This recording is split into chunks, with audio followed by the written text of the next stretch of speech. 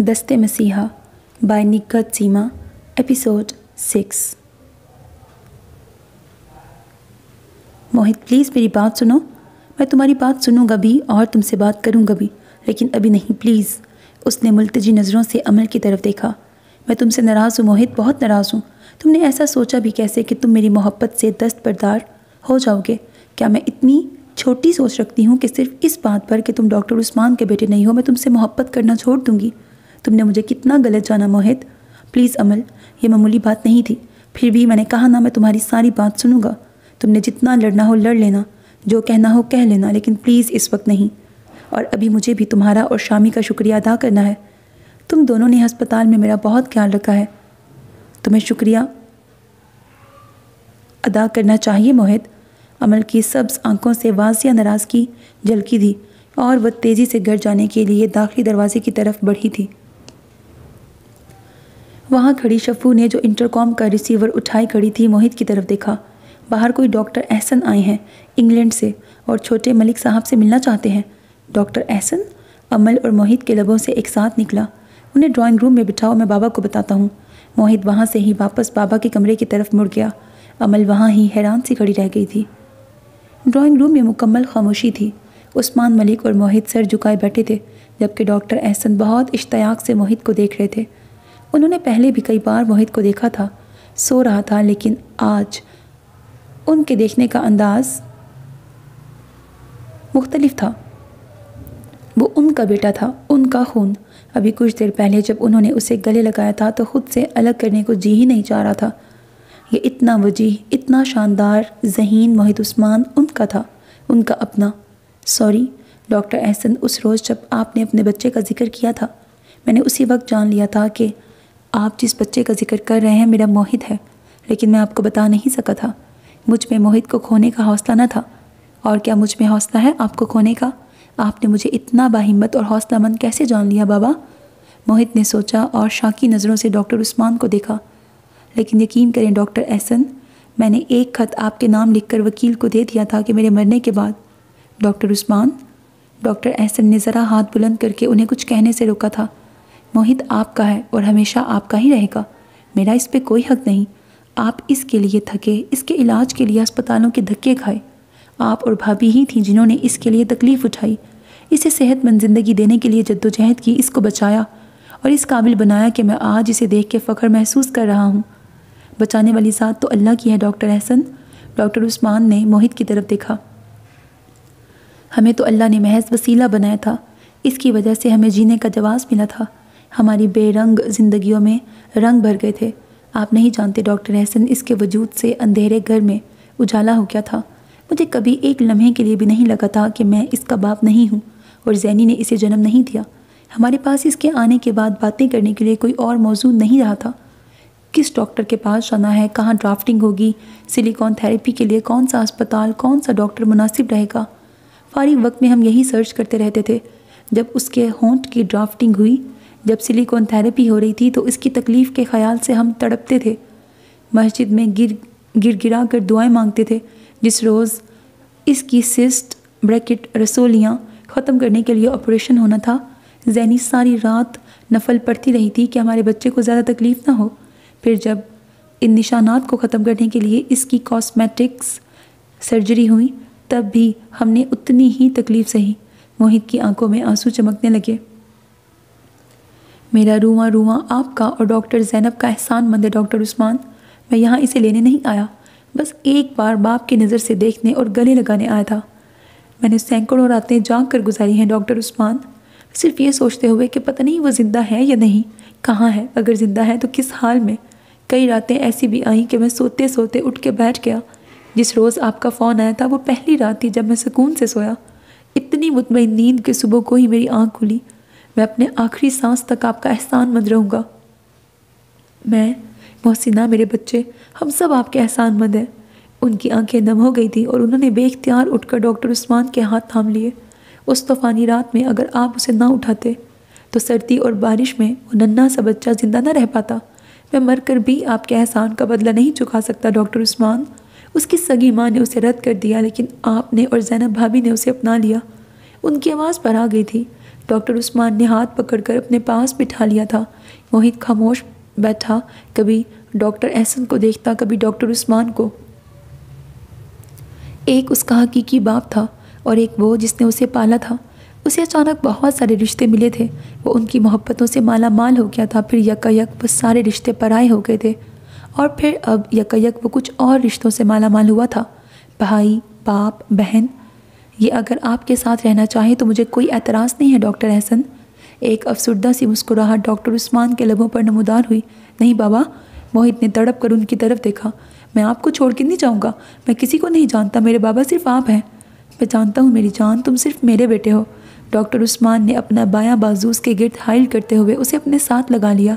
لیکن انہوں نے بھی ایک طویل انتظار اور بار بار ٹوٹتی امید کے بعد تمہیں پایا ہے۔ چاہو تو کچھ دن ان کے پاس رہ آؤ، بہن بھائی سے مل آؤ۔ انہوں نے اپنے دائیں طرف بیٹھے ڈاکٹر احسن کی طرف دیکھا جو تھوڑا سا آگے کو جھکے، اب بھی موہت کی طرف دیکھ رہے تھے۔ ان کی آنکھوں میں وہی اشتیاق، وہی پیاس تھی۔ نہیں ڈاکٹر عثمان، میں آپ سے آپ کا بیٹا جدا نہیں کر سکتا۔ ہاں، اتنی اجازت چاہتا ہوں کہ جب یہ چھٹیاں گزار کر بولٹن آئے تو ویکینڈ ہمارے ساتھ گزار لیا کرے، اس گھر میں جہاں اس نے اب تک کی اپنی زندگی گزاری ہے۔ ابھی ہم اس گھر میں شفٹ نہیں ہوئے اور اس کا کمرہ ایسا ہی ہے جیسا اس نے چھوڑا تھا۔ اب مجھے سمجھ آیا کہ آپ کیوں اصرار کر رہے تھے کہ یہ گھر میں ہی خریدوں۔ ان کے لبوں پر مدھم سی مسکراہٹ نمودار ہوئی، اور ابھی عثمان ملک نے کچھ کہنے کے لیے منہ کھولا ہی تھا کہ عبدالرحمن ملک اپنے کمرے سے نکل کر ڈرائنگ روم میں آئے۔ سوری عثمان، میں بات لے رہا تھا، ابھی شامی نے بتایا ہے کہ تمہارے مہمان آئے ہیں۔ جی، یہ ڈاکٹر احسن ہے، ڈاکٹر عثمان نے تعارف کروایا، میرے کولیگ اور موہت کے حقیقی باپ اور موہت کے حقیقی والد۔ ملک عبدالرحمن نے ڈاکٹر احسن سے مصافحہ کرتے ہوئے اپنی حیرت کو چھپایا۔ عثمان نے ان سے موہت کے والد کا ذکر نہیں کیا تھا۔ موہت کے بے ربط گفتگو سے وہ تو یہی سمجھے تھے کہ موہت کے والدین کا علم نہیں ہے عثمان کو۔ ڈرائنگ روم میں خاموشی چھا گئی تھی، جیسے کسی کے پاس کہنے کے لیے کچھ بھی نہ رہا ہو۔ امل نے کچن سے جھانک کر دیکھا، لاؤنج خالی پڑا تھا۔ اس نے مڑ کر ٹرالی کا ایک نظر جائزہ لیا اور شفو کو لے جانے کے لیے کہا۔ ڈاکٹر احسن کو سلام کر کے وہ شفو کی مدد کے خیال سے کچن میں آ گئی تھی۔ موہت عثمان انکل عثمان کا بیٹا نہیں ہے، یہ بات تو ماجی کے سوا سبھی جانتے تھے اب، لیکن وہ ڈاکٹر احسن کا گمشدہ بیٹا ہوگا جس کا ذکر انہوں نے کیا تھا۔ یہ انکشاف اس کے لیے حیران کن تھا اور وہ اسے حشام کے ساتھ شیئر کرنا چاہتی تھی۔ اور حشام کہاں تھا؟ لاؤنج میں تو نہیں تھا، شاید اپنے کمرے میں ہو۔ وہ ڈاکٹر احسن کو سلام کر کے وہاں ٹھہرا نہیں تھا۔ آج کل وہ ایسا ہی ہو رہا تھا، بے مہر اور اجنبی سا۔ ڈاکٹر احسن بے شک عثمان انکل سے ملنے آئے تھے، لیکن یہ گھر تو اسی کا تھا نا، میزبانی کا تقاضا تھا کہ وہ وہاں کچھ دیر رکتا۔ اس بھینی ناک والی کا جادو لگتا ہے سر چڑھ کے بول رہا ہے، لیکن میں بھی نہیں پوچھوں گی جب تک خود نہیں بتائے گا، یوں تو یوں ہی صحیح۔ اور مجھے کیا ضرورت ہے اس سے کچھ شیئر کرنے کی جب وہ مجھ سے خود کچھ شیئر نہیں کر رہا۔ اس نے حشام کے کمرے میں جانے کا ارادہ منسوخ کیا اور دوپٹہ درست کرتی ہوئی لاؤنج میں آ گئی۔ ڈرائنگ روم کا دروازہ کھلا تھا اور شفو سرو کر رہی تھی۔ ایک لمحہ لاؤنج میں رکنے کے بعد وہ ڈرائنگ روم میں آئی اور عبدالرحمن ملک کے پاس بیٹھتے ہوئے موہت کی طرف شاکی نظروں سے دیکھا۔ وہ آج دوسری بار موہت سے ناراض ہو گئی تھی۔ اس نے محبت سے دستبردار ہونے اور شکریہ کی بات کر کے اس کی نظر میں اس کے خلوص اور محبت کی توہین کی تھی۔ عبدالرحمن ملک کا فون اچانک بج اٹھا تو وہ ہاتھ میں پکڑی پلیٹ ٹیبل پہ رکھ کر فون سننے کے لیے ڈرائنگ روم سے باہر نکل گئے تو ڈاکٹر عثمان نے ڈاکٹر احسن کی طرف دیکھا۔ ڈاکٹر احسن، کیا آپ کو موہت کی والدہ کے متعلق کچھ علم ہے؟ وہ کہاں ہے؟ کیا خبر موہت ان سے ملنا چاہے؟ سمرین کا میکہ تو لاہور میں ہی تھا، اپنا گھر تھا ان کا ماڈل ٹاؤن میں، اب پتہ نہیں وہ وہاں ہی ہیں یا… ہرگز نہیں، موہت کے لبوں سے نکلا، میں کبھی بھی ان سے ملنا یا انہیں دیکھنا نہیں چاہوں گا۔ سمرین؟ ڈرائنگ روم میں قدم رکھتے ہوئے عبدالرحمن نے مڑ کر لاؤنج میں آتی سمرین کی طرف دیکھا۔ سوین کا فون تھا، میں نے کہہ دیا تم سو رہی ہو، لو بات کر لو خود ہی، بہت پریشان ہو رہی تھی تمہارے لیے۔ وہ وہاں ہی کھڑے کھڑے نمبر ملانے لگے اور پھر نمبر ملا کر سمرین کی طرف بڑھایا جو ڈرائنگ روم کے کھلے دروازے میں ساکت کھڑی تھی۔ اس نے فون لینے کے لیے ہاتھ آگے نہیں بڑھایا تھا، وہ تو ڈاکٹر احسن کی طرف دیکھ رہی تھی جو بالکل سامنے بیٹھے تھوڑا سا آگے کو جھکے موہت کو دیکھ رہے تھے، اور ڈاکٹر احسن نے عین اسی لمحے موہت کے چہرے سے نظریں ہٹا کر اس طرف دیکھا۔ اس کا رنگ زرد ہو رہا تھا اور ہونٹ لرز رہے تھے۔ یہ میری بھابھی ہیں، عبد الرحمن بھائی کی وائف۔ کچھ دنوں سے ان کی طبیعت ناساز ہے اور بدقسمتی سے یہی موہت کی والدہ ہے، میری ایکس وائف۔ نہیں، ڈاکٹر عثمان کے لبوں سے نکلا تھا۔ موہت کی ماں دنیا کی کوئی عورت بھی ہوتی لیکن سمرین بھابھی نہ ہوتی۔ دل نے بے اختیار خواہش کی۔ موہت اور عمل کی آنکھوں میں بے یقینی تھی۔ سمرین نے گرنے سے بچنے کے لیے سہارے کی تلاش میں ادھر ادھر دیکھا اور لڑکھڑائی، لیکن عبد الرحمن ملک نے بے اختیار آگے بڑھ کر اسے گرنے سے پہلے سنبھال لیا۔ اس کی آنکھیں بند تھیں اور ہونٹ لرز رہے تھے۔ عمل یکدم اٹھ کر اس کے قریب آئی۔ عبد الرحمن نے اسے صوفے پر لٹاتے ہوئے بلند آواز میں حشام کو پکارا تو موہت ابھی تک بے یقینی سے سمرین کی طرف دیکھ رہا تھا۔ چونک کر اٹھا اور تیزی سے اپنے کمرے کی طرف بڑھا۔ موہت، عمل اور عثمان ملک کے لبوں سے ایک ساتھ نکلا تھا، لیکن وہ رکا نہیں اور کمرے میں چلا گیا۔ عمل ساری ناراضگی بھول کر اس کے پیچھے آئی تھی، لیکن اس نے دروازہ اندر سے لاک کر دیا تھا۔ اسے یقین نہیں آ رہا تھا اور وہ یقین نہیں کرنا چاہتا تھا۔ وہ دنیا کی سب سے عظیم ماں ہے۔ عمل کی آواز اس کے کانوں میں آئی۔ ماں کا اصل روپ اگر تم نے دیکھنا ہے موہت تو شامی کی ماما کو دیکھو۔ وہ طنزیہ انداز میں ہنسا۔ اپنے بچے کو مرنے کے لیے طوفانی رات میں پھینک دینے والی ماں، دنیا کی عظیم ماں۔ اب کہ اس کی ہنسی کی آواز پہلے سے زیادہ بلند تھی اور اس ہنسی کے ساتھ بہت سارے آنسو بھی رخساروں پر پھیل آئے تھے۔ موہت، دروازہ کھولو۔ اس کی ایسی اب نارمل ہنسی سے خوف زدہ ہو کر باہر عمل دستک دے رہی تھی اور پکار رہی تھی، لیکن وہ نہیں سن رہا تھا۔ موہت، عمل پکار رہی تھی اور اندر وہ دونوں ہاتھوں میں منہ چھپا کر رو رہا تھا، جیسے ابھی ابھی ڈاکٹر عثمان نے اسے ماما کی موت کی خبر سنائی ہو۔ اس کا دل ایسے ہی کٹ رہا تھا جیسے اس روز کٹا تھا، اور وہ ایسے ہی بلک بلک کے رو رہا تھا جیسے اس روز رویا تھا۔ اس کے لبوں سے ماما ماما نکل رہا تھا۔ باہر عمل کے ساتھ عثمان ملک اور ڈاکٹر احسن کی آوازیں بھی شامل ہو گئی تھیں، لیکن اس کے ارد گرد جیسے آوازیں مر گئی تھیں۔ اسے کچھ سنائی نہیں دے رہا تھا، بس آنسو تھے جس پر اس کا اختیار نہیں تھا اور وہ بہے چلے جا رہے تھے۔ میں جانتی ہوں میں نے غلط کیا، میرا جرم بہت بڑا ہے، میں گناہ گار ہوں، اپنے رب کی بھی اور تمہاری بھی۔ میں نے اپنے رب کی ناشکری کی اور تمہیں ٹھکرایا، پھر بھی تم سے معافی مانگنے آئی ہوں، مجھے معاف کر دو۔ وہ دونوں ہاتھ جوڑے اس کے سامنے بیٹھی تھیں اور آنسو تواتر سے ان کے رخساروں پر پھسل رہے تھے، لیکن وہ سپاٹ چہرے کے ساتھ بیٹھا تھا۔ اس پر نہ ان کے آنسوؤں کا اثر ہو رہا تھا، نہ جڑے ہاتھوں کا۔ وہ جیسے نہ سن رہا تھا نہ دیکھ رہا تھا۔ یہ عورت جو اس کے سامنے بیٹھی تھی اس کی ماں تھی۔ اس نے اسے جنم دیا تھا اور پھر مرنے کے لیے پھینک دیا تھا، اور یہ عورت وہ عورت تھی جس کا ایک بڑا اچھا امیج تھا، اور وہ بن دیکھے ہی اس عورت کا احترام کرتا تھا، بے حد، بہت زیادہ۔ اس عورت کی اپنے اب نارمل بچوں کے لیے محبتیں اور تھکاوٹیں، وہ ان سب کی قدر کرتا تھا۔ لیکن جب ڈاکٹر احسن نے کہا یہی موہت کی والدہ ہیں، اسے لگا اس کے دل میں موجود سمرین آنٹی کا بت گر کر چکنا چور ہو گیا ہو۔ اسے یقین نہیں آ رہا تھا کہ یہ وہ ماں ہے جس نے اپنے بیٹے کو اس لیے پھینک دیا تھا کہ چند جسمانی پرابلمز کی وجہ سے وہ اسے بدصورت لگا تھا، یا وہ ماں ہے جس نے اپنے شاہ ڈولے بچوں کے لیے خود کو بھلا دیا تھا، رول دیا تھا خود کو۔ اس کے اندر عجیب سی ٹوٹ پھوٹ ہونے لگی تھی۔ ابھی تو وہ پہلے دھچکوں سے بھی نہیں سنبھلا تھا کہ ایک اور دھچکا۔ وہ وہاں بیٹھ نہیں سکا تھا اور سب کے اصرار کے باوجود دروازہ نہیں کھولا تھا۔ پہلے اس کا رونا سسکیوں میں بدلا تھا، پھر سسکیاں تھمی تھیں اور پھر آنسو رکے تھے۔ تو اس نے عثمان ملک کی آواز سنی تھی، اپنے آپ کو سنبھالو میری جان، میں مر جاؤں گا، اپنے بوڑھے بابا کو اپنے آنسوؤں سے مت رلاؤ، کچھ ایسا مت کرنا کہ یہ بوڑھا باپ بے موت مر جائے، اسے مت آزمانا، جانے بابا تمہارے معاملے میں یہ چونٹی سے بھی زیادہ کمزور ہے، کبوتر سے زیادہ بزدل ہے، پلیز بابا میں کچھ ایسا نہیں کروں گا کہ جس سے آپ کو تکلیف ہو یا دکھ پہنچے، لیکن پلیز آپ مجھے تنہا چھوڑ دیں، اس وقت میں کسی کا سامنا نہیں کرنا چاہتا، کسی کا بھی نہیں۔ اس نے اپنے رخسار پونچھ کر دروازے کے پیچھے سے کہا تھا، اور عثمان ملک سب کو لاؤنج میں لے آئے تھے، اس لیے کہ صرف عثمان ملک تھے جو اسے سب سے زیادہ جانتے تھے اور سب سے زیادہ سمجھتے تھے۔ وہ ابھی پہلے صدمے سے نہیں سنبھلا احسن، انہوں نے ڈاکٹر احسن سے کہا تھا۔ 24 سال تک اس نے جنہیں اپنا ماں باپ سمجھا وہ اس کے ماں باپ نہیں تھے۔ اس شوق نے اسے زندگی سے دور کر دیا تھا۔ پورے 9 دن تک وہ ہسپتال رہا، نروس بریک ڈاؤن ہو گیا تھا اس کا۔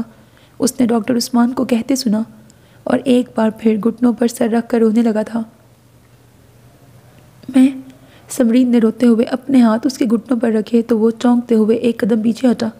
میں نے تمہیں رد کیا تو اللہ نے مجھے عفان اور اجو دیے کہ لو انہیں بھی رد کرو، انہیں بھی پھینک آؤ راحت کے اندھیرے میں کسی دہلیز پر، اور ساتھ میں شامی کو بھی دے دیا، صحت مند، خوبصورت اور نارمل، اور مجھے ایک مشکل امتحان میں ڈال دیا کہ لو یہ ہے نا تمہارا من چاہا صحت مند خوبصورت، اب دوسرے کو پھینک آؤ کسی جگہ پر۔ لیکن اب کی بار میں نے سوچ لیا تھا کہ مجھے ناکام نہیں ہونا، مجھے اس آزمائش پر پورا اترنا ہے۔ سمرین نے پرنم آنکھوں سے موہت کی طرف دیکھا۔ وہ اب بھی ساکت بیٹھا تھا اور اس کے چہرے پر کوئی تاثرات نہ تھے۔ پتھر، سرد مہر، ایک بار، صرف ایک بار۔ اس کے رونے میں شدت آ گئی تھی۔ مجھے معاف کر دو موہت، اپنی اس ماں کی محبت کے صدقے میں جس نے تمہیں پالا۔ اس کے پتھر چہرے کے تاثرات میں ذرا سی تبدیلی آئی۔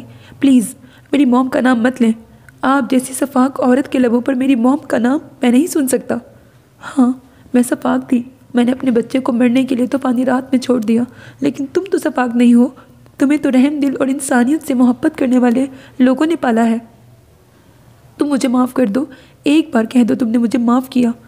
مجھے کسی پل چین نہیں ہے، تمہیں اللہ کا واسطہ موہت، مجھے انسانیت سے محبت کرنے والوں نے پالا ہے، لیکن آپ یہ کیوں بھول گئی ہیں کہ میری رگوں میں آپ جیسی ظالم، شفاق اور بے حس عورت کا خون بہتا ہے، خون بھی دوڑ رہا ہے۔ تم میرے جیسے نہیں ہو موہت، مجھے یقین ہے تمہاری رگوں میں احسن جیسے باپ کا خون بھی تو ہے، اور تم پلیز۔ موہت نے ذرا سا ہاتھ اٹھایا تھا اور پھر تیزی سے کمرے سے باہر نکل گیا۔ سمرین نے اسے جاتے دیکھا اور شکست خوردہ سی بند دروازے کو دیکھتے ہوئے اپنے آنسو پوچھنے لگی۔ وہ پھر چلا گیا۔ مجھے پتا ہے وہ مجھے کبھی معاف نہیں کرے گا، اور میں اس قابل بھی نہیں ہوں کہ وہ مجھے معاف کر دے۔ کیا کوئی اپنے قاتل کو بھی معاف کرتا ہے؟ وہ گھٹنوں پر سر رکھ کر رونے لگی، پہلے گھٹی گھٹی آواز میں، پھر ذرا بلند، اور پھر اس کی چیخیں نکلنے لگیں۔ اور کوریڈور میں ٹہلتے ہوئے عثمان ملک نے موہت کو جاتے دیکھا۔ چند قدم اس کے پیچھے آئے، لیکن وہ ادھر ادھر دیکھے بغیر لابی سے گزرتا لفٹ کی طرف بڑھ گیا تھا۔ وہ واپس کمرے میں آئے۔ بھابی پلیز خود کو سنبھالیں، میں نے آپ سے کہا تھا ابھی وہ صدمے میں ہے، ابھی اسے کچھ مت کہیں، اسے تھوڑا سنبھلنے دیں۔ لیکن وہ چلا جائے گا عثمان بھائی، وہ پھر نہیں آئے گا، میں جانتی ہوں۔ احسن نے بھی ایسا ہی کیا تھا، اس نے بھی مجھے معاف نہیں کیا تھا، اور اس نے مجھے اپنی زندگی سے نکال دیا تھا، وہ بھی ایسا ہی کرے گا۔ وہ کبھی مجھے معاف نہیں کرے گا، کبھی میری طرف نہیں دیکھے گا۔ وہ ایسا نہیں کرے گا بھابی، مجھے یقین ہے۔ عثمان ملک کے لبوں پر مدھم سے مسکراہٹ نمودار ہوئی تھی۔ وہ میرا بیٹا ہے، بہت نرم دل، بہت گداز دل، وہ بہت سارے دن آپ سے دور نہیں رہ سکے گا، وہ مجھے ماں تسلیم کر لے گا عثمان بھائی۔ سمرین نے امید بھری نظروں سے ان کی طرف دیکھا۔ اس کے تسلیم کرنے یا نہ کرنے سے کیا ہوتا ہے، آپ اس کی ماں ہیں اور آپ ہی اس کی ماں رہیں گی۔ آپ پلیز ریلیکس ہو جائیں، شامی نیچے گاڑی میں پریشان ہو رہا ہوگا۔ اور وہ کہاں ہے؟ سمرین نے اچھی طرح دوپٹے سے اپنا چہرہ صاف کیا اور کھڑی ہو گئی۔ وہ نیچے ہوگا، ہال میں، یا شاید کہیں باہر نکل گیا ہو، وہ کہہ کر مڑے، دروازہ کھولا۔ سمرین سر جھکائے ان کے پیچھے ہی باہر نکلی۔ اس روز موہت نے شام تک دروازہ نہیں کھولا تھا۔ وہ سب پریشان تھے، اس سے بات کرنا چاہتے تھے۔ صرف عثمان ملک تھے جو چاہتے تھے کہ اسے ٹائم دیں تاکہ وہ اپنے آپ کو سنبھال سکے۔ انہوں نے ڈاکٹر احسن کو سمجھا کر گیسٹ روم میں آرام کے لیے بھجوا دیا تھا، جو اس صورتحال سے ازحد پریشان ہو گئے تھے۔ شام میں جب لاؤنج میں کوئی نہیں تھا، وہ اپنا بیگ اٹھائے باہر نکلا تھا اور عثمان ملک کے کمرے میں آیا تھا، جو بے حد نڈھال سے بیک گراؤنڈ سے ٹیک لگائے، آنکھیں موندے، نیم دراز تھے۔ بابا، اس نے وہاں ہی دروازے کے پاس کھڑے کھڑے آواز دی تھی۔ عثمان ملک نے آنکھیں کھول کر اسے دیکھا اور پھر اس کے ہاتھ میں بیگ دیکھ کر یکدم سیدھے ہو کے بیٹھ گئے تھے۔ تم کہیں جا رہے ہو موہت؟ بابا، فی الحال میں یہاں نہیں رہنا چاہتا، اس گھر میں کسی ہوٹل میں جا رہا ہوں۔ میرے اندر بہت ٹوٹ پھوٹ ہو رہی ہے بابا، میں خود اپنی کیفیات سمجھ نہیں پا رہا۔ کاش ہم یہاں نہ آتے بابا۔ اس کی آنکھیں نم ہوئی تھیں۔ تو میں بھی تمہارے ساتھ چلتا ہوں بیٹا۔ عثمان ملک بیڈ سے اتر کر اس کے قریب آئے تھے۔ ہم کوشش کریں گے کہ وہ سب کچھ بھول جائیں جو ان چند ماہ میں ہوا۔ تم کہہ رہے تھے نا کہیں اور کسی اور جگہ زندگی کا آغاز کرتے ہیں، تو ٹھیک ہے، ہم ایسا ہی کریں گے۔ ابھی میرے ساتھ حویلی چلو، وہاں سے سامان لے کر دونوں باپ بیٹا نکل چلیں گے۔ انہوں نے اس کے بازو پہ ہاتھ رکھا تھا۔ تم میرے لیے دنیا کی ہر شے سے زیادہ قیمتی ہو۔ تمہاری خوشی، تمہاری مرضی میرے لیے سب سے اہم ہے۔ بابا، آپ دنیا کے سب سے اچھے باپ ہیں۔ اس نے مسکرانے کی کوشش کی تھی۔ لیکن فی الحال آپ کو یہاں ہی رہنا ہے۔ ڈاکٹر احسن آپ کے مہمان ہیں، بہت دور سے آئے ہیں۔ وہ ان کے لیے پاپا یا ڈیڈی کا لفظ استعمال نہیں کر سکا تھا۔ وہ تم سے ملنے آئے ہیں، جب تم ہی چلے جاؤ گے تو وہ یہاں رہ کے کیا کریں گے؟ مجھ سے تو مل لیا انہوں نے۔ برسوں کی تشنگی لمحوں میں ختم نہیں ہو جاتی جان، نہیں ختم ہو جاتی جانے بابا۔ انہوں نے اس کے ہاتھ سے بیگ لینا چاہا تو اس نے ہاتھ پیچھے کر لیا۔ نہیں بابا، میں اب چلتا ہوں، ہوٹل جا کر آپ کو فون کر دوں گا۔ اس کے چہرے کی ملائمت کی جگہ اس وقت سختی نے لے رکھی تھی۔ آنکھوں کا وہ نرم نرم تاثر جو دیکھنے والے کو اٹریکٹ کرتا تھا، جانے کہا تھا۔ بالکل سپاٹ، ہر جذبے سے خالی تھی اس کی آنکھیں۔ غلطیاں انسانوں سے ہی ہوتی ہیں موہت، اور انسانوں کو ہی اللہ تعالیٰ نے معاف کر دینے کا ظرف عطا کیا ہے۔ اس کے ساتھ ساتھ چلتے ہوئے عثمان ملک لاؤنج سے گزر کر سن روم تک آ رہے تھے۔ اس نے باہر جانے کے لیے دروازے کی نوب پر ہاتھ رکھتے ہوئے ان کی طرف دیکھا۔ لیکن شاید میرا ظرف اتنا بڑا نہیں ہے بابا۔ اس نے دروازہ کھول کر باہر برآمدے میں قدم رکھا۔ میں تمہارے ساتھ چلتا ہوں موہت، تمہیں ہوٹل چھوڑ کر واپس آ جاؤں گا۔ نہیں بابا پلیز۔ اس نے ملتجی نظروں سے انہیں دیکھا تھا اور پھر برآمدے کی سیڑھیاں اتر کر پورچ میں سے ہوتا ہوا گیٹ کی طرف بڑھا تھا۔ مہر علی گیٹ کے پاس ہی کرسی پہ بیٹھا تھا۔ وہ مہر علی کے کچھ پوچھنے پر نفی میں سر ہلاتا ہوا گیٹ سے باہر نکل گیا اور عثمان ملک واپس اپنے کمرے میں جانے کے بجائے وہاں ہی سن روم میں ایک صوفے پہ بیٹھ گئے تھے۔ جب انہوں نے زینی کی میت پاکستان لانے کا فیصلہ کیا تھا اور جب انہوں نے پاکستان میں ہی سیٹل ہونے کا فیصلہ کیا تھا اور ڈاکٹر احسن سے گھر فروخت کرنے کی بات کی تھی، تو کاش وہ ایسا نہ کرتے تو سب کچھ چھپا رہتا، موہت کو کبھی خبر نہ ہوتی۔ لیکن قدرت کے اپنے فیصلے ہوتے ہیں، ایسا ہی ہونا تھا۔ اللہ نے ڈاکٹر احسن کی تڑپ بھی تو ختم کرنی تھی، سمرین کو بھی احساس جرم سے نجات دینی تھی۔ اتنے سالوں سے وہ اللہ سے معافی مانگ رہی تھی، تو پھر میں کون ہوتا ہوں ایسا یہ سوچنے والا کہ ایسا نہ ہوتا تو سب ٹھیک تھا۔ تو اب بھی جو ہوگا بہتر ہوگا۔ میرے بعد میرا موہت اکیلا ہو جاتا تو اللہ نے اس کے رشتے اس سے ملا دیے۔ وہ اٹھ کر اپنے بیڈ روم میں جانا ہی چاہتے تھے کہ سمرین اپنے روم سے متحوش سی تقریباً بھاگتی ہوئی باہر آئی تھی۔ وہ چلا گیا نا، مجھے ابھی گیٹ کھلنے کی آواز آئی تھی۔ وہ ان کے پاس کھڑی پوچھ رہی تھی، بھابھی؟ عثمان ملک کھڑے ہو گئے تھے اور سمرین کے پیچھے آتے عبد الرحمن ملک نے سمرین کے بازو پر ہاتھ رکھا تھا۔ آؤ سمرین اندر چلو، تمہاری طبیعت ٹھیک نہیں ہے، تھوڑی دیر سو جاؤ۔ نہیں، میں سو گئی تو وہ چلا جائے گا۔ عبد الرحمن، خدا کے لیے اس سے کہیں مجھے معاف کر دے، میں نے بہت بڑا جرم کیا ہے۔ پھر بھی میں چاہتی ہوں کہ وہ مجھے معاف کر دے، مانتی ہوں اپنا گناہ۔ وہ پھر عثمان ملک کی طرف دیکھنے لگی۔ میں دنیا کی سب سے بری ماں ہوں بھائی، لیکن اگر آپ اسے میری سفارش کریں گے تو وہ مان جائے گا، مجھے معاف کر دے گا۔ آپ پریشان نہ ہوں بھابھی، عبد الرحمن بھائی صحیح کہہ رہے ہیں، آپ کچھ دیر آرام کر لیں، سو جائیں۔ وہ کہیں نہیں جائے گا، یہاں ہی ہے۔ عبد الرحمن ملک نرمی سے اس کا بازو پکڑے واپس جا رہے تھے اور وہ مڑ کر عثمان ملک سے کہہ رہی تھی، آپ اسے مت جانے دینا عثمان بھائی۔ لیکن وہ جا چکا تھا اور عثمان ملک اسے ڈسٹرب نہیں کرنا چاہتے تھے۔ جانتے تھے موہت کے لیے سنبھلنا آسان نہیں ہوگا، لیکن بہرحال وہ سنبھل جائے گا اور ساری حقیقت قبول کر لے گا، لیکن اس میں وقت لگے گا۔ اور سمرین چاہتی تھی وہ اسے ابھی اسی وقت معاف کر دے، ماں تسلیم کر لے، لیکن یہ ممکن نہیں تھا۔ موہت نے فون کر کے انہیں بتا دیا تھا کہ وہ کس ہوٹل میں ہے، لیکن 2 دن تک انہوں نے اسے بالکل ڈسٹرب نہیں کیا تھا۔ ہاں، صبح و شام فون پر اس کی خیریت معلوم کرتے رہے تھے۔ ڈاکٹر احسن اپنے سسرال گئے تو وہ بھی ہوٹل شفٹ ہو گئے تھے۔ موہت نے انہیں بتایا تھا کہ وہ کچھ دنوں کے لیے سعد کے پاس دبئی چلا جائے گا، یہاں رہا تو اس کا دماغ پھٹ جائے گا۔ سعد ان دنوں دبئی میں تھا، اس کے والد شارجہ سے دبئی منتقل ہو گئے تھے۔ دبئی سے تم سیدھے بولٹن چلے جاؤ گے یا واپس پاکستان آؤ گے؟ انہوں نے پوچھا تھا۔ پتہ نہیں پاپا، اس نے بے بسی سے ان کی طرف دیکھا تھا۔ ابھی میں کچھ سمجھ نہیں پا رہا کہ مجھے کیا کرنا ہے، بس میں سب کچھ بھلا دینا چاہتا ہوں، لیکن سعد کے پاس بھی 10-12 دن سے زیادہ نہیں رہوں گا۔ تو پھر تم دبئی سے سیدھے پاکستان آؤ، حویلی میں تمہارا سامان اور کتابیں وغیرہ پڑی ہیں تو وہ بھی تو لینی ہوں گی نا تم نے، تو پھر ہم دونوں باپ بیٹا اکٹھے واپس چلیں گے۔ میں وہاں بولٹن میں ہی کوئی اپارٹمنٹ کرائے پر لے لوں گا، لیکن آپ کا ہسپتال کا کام تو ادھورا ہی رہ جائے گا۔ زندگی ختم ہو گئی تو تب بھی کام ادھورا ہی رہ جانا ہے بیٹا، ان کے لبوں سے نکلا تھا۔ موہت نے پریشان ہو کے انہیں دیکھا تو انہوں نے ہلکے بھلکے انداز میں کہا تھا، زندگی کا کیا بھروسہ، ابھی سانس آ رہی ہے، ابھی ختم ہو جائے۔ ویسے میں نے عبد الرحمن بھائی کو سب سمجھا دیا ہے، ہم دنیا کے لیے اتنا کرتے ہیں تو کچھ آخرت کا سامان بھی تو کرنا چاہیے نا۔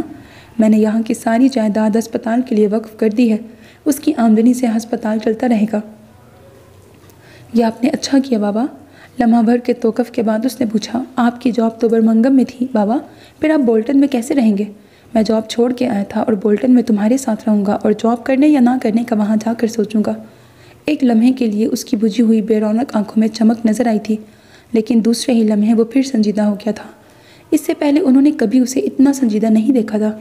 ان کی شدید خواہش تھی کہ زندگی کے ان آخری ایام میں موہت ان کے ساتھ ہو، کم از کم چھٹیوں کے سارے دن وہ ان کے ساتھ گزارے۔ ڈاکٹر احسن سے ان کی تفصیلی بات ہوئی تھی اور وہ جانتے تھے کہ ہر گزرتا دن انہیں موت کے قریب تر کر رہا ہے، سو انہوں نے فیصلہ کیا تھا کہ وہ اس کے ساتھ ہی بولٹن جائیں گے۔ یہاں کے سارے معاملات عبد الرحمن کے حوالے کر کے وہ کچھ مطمئن سے ہو گئے تھے، اور انہوں نے عبد الرحمن سے وعدہ کیا تھا کہ وہ اب مسلسل ان سے اور ماں جی سے رابطے میں رہیں گے اور آتے جاتے رہیں گے، لیکن رہنا انہیں موہت کے ساتھ ہی تھا۔ انہوں نے سوچا تھا وہ ہولے ہولے اسے اس لمحے کے لیے تیار کریں گے جب انہیں اس کے ساتھ نہیں ہونا تھا۔ اس سلسلے میں انہوں نے ڈاکٹر احسن سے بھی تفصیلی بات کر لی تھی۔ وہ ابھی بہت صدموں سے گزرا تھا اور ان کی اچانک موت کو برداشت نہ کر پاتا۔ اس کے پاس برٹش پاسپورٹ تھا، سو بس سیٹ بک کروانی تھی اور ٹکٹ لینی تھی۔ اس نے کبھی کوئی اکیلے کام نہیں کیا تھا، وہ ہمیشہ اس کے ساتھ رہتے تھے۔ شاپنگ کرنی ہے، بکس خریدنی ہے، کپڑے جوتے، ہمیشہ انہوں نے ہی مشورہ دیا تھا۔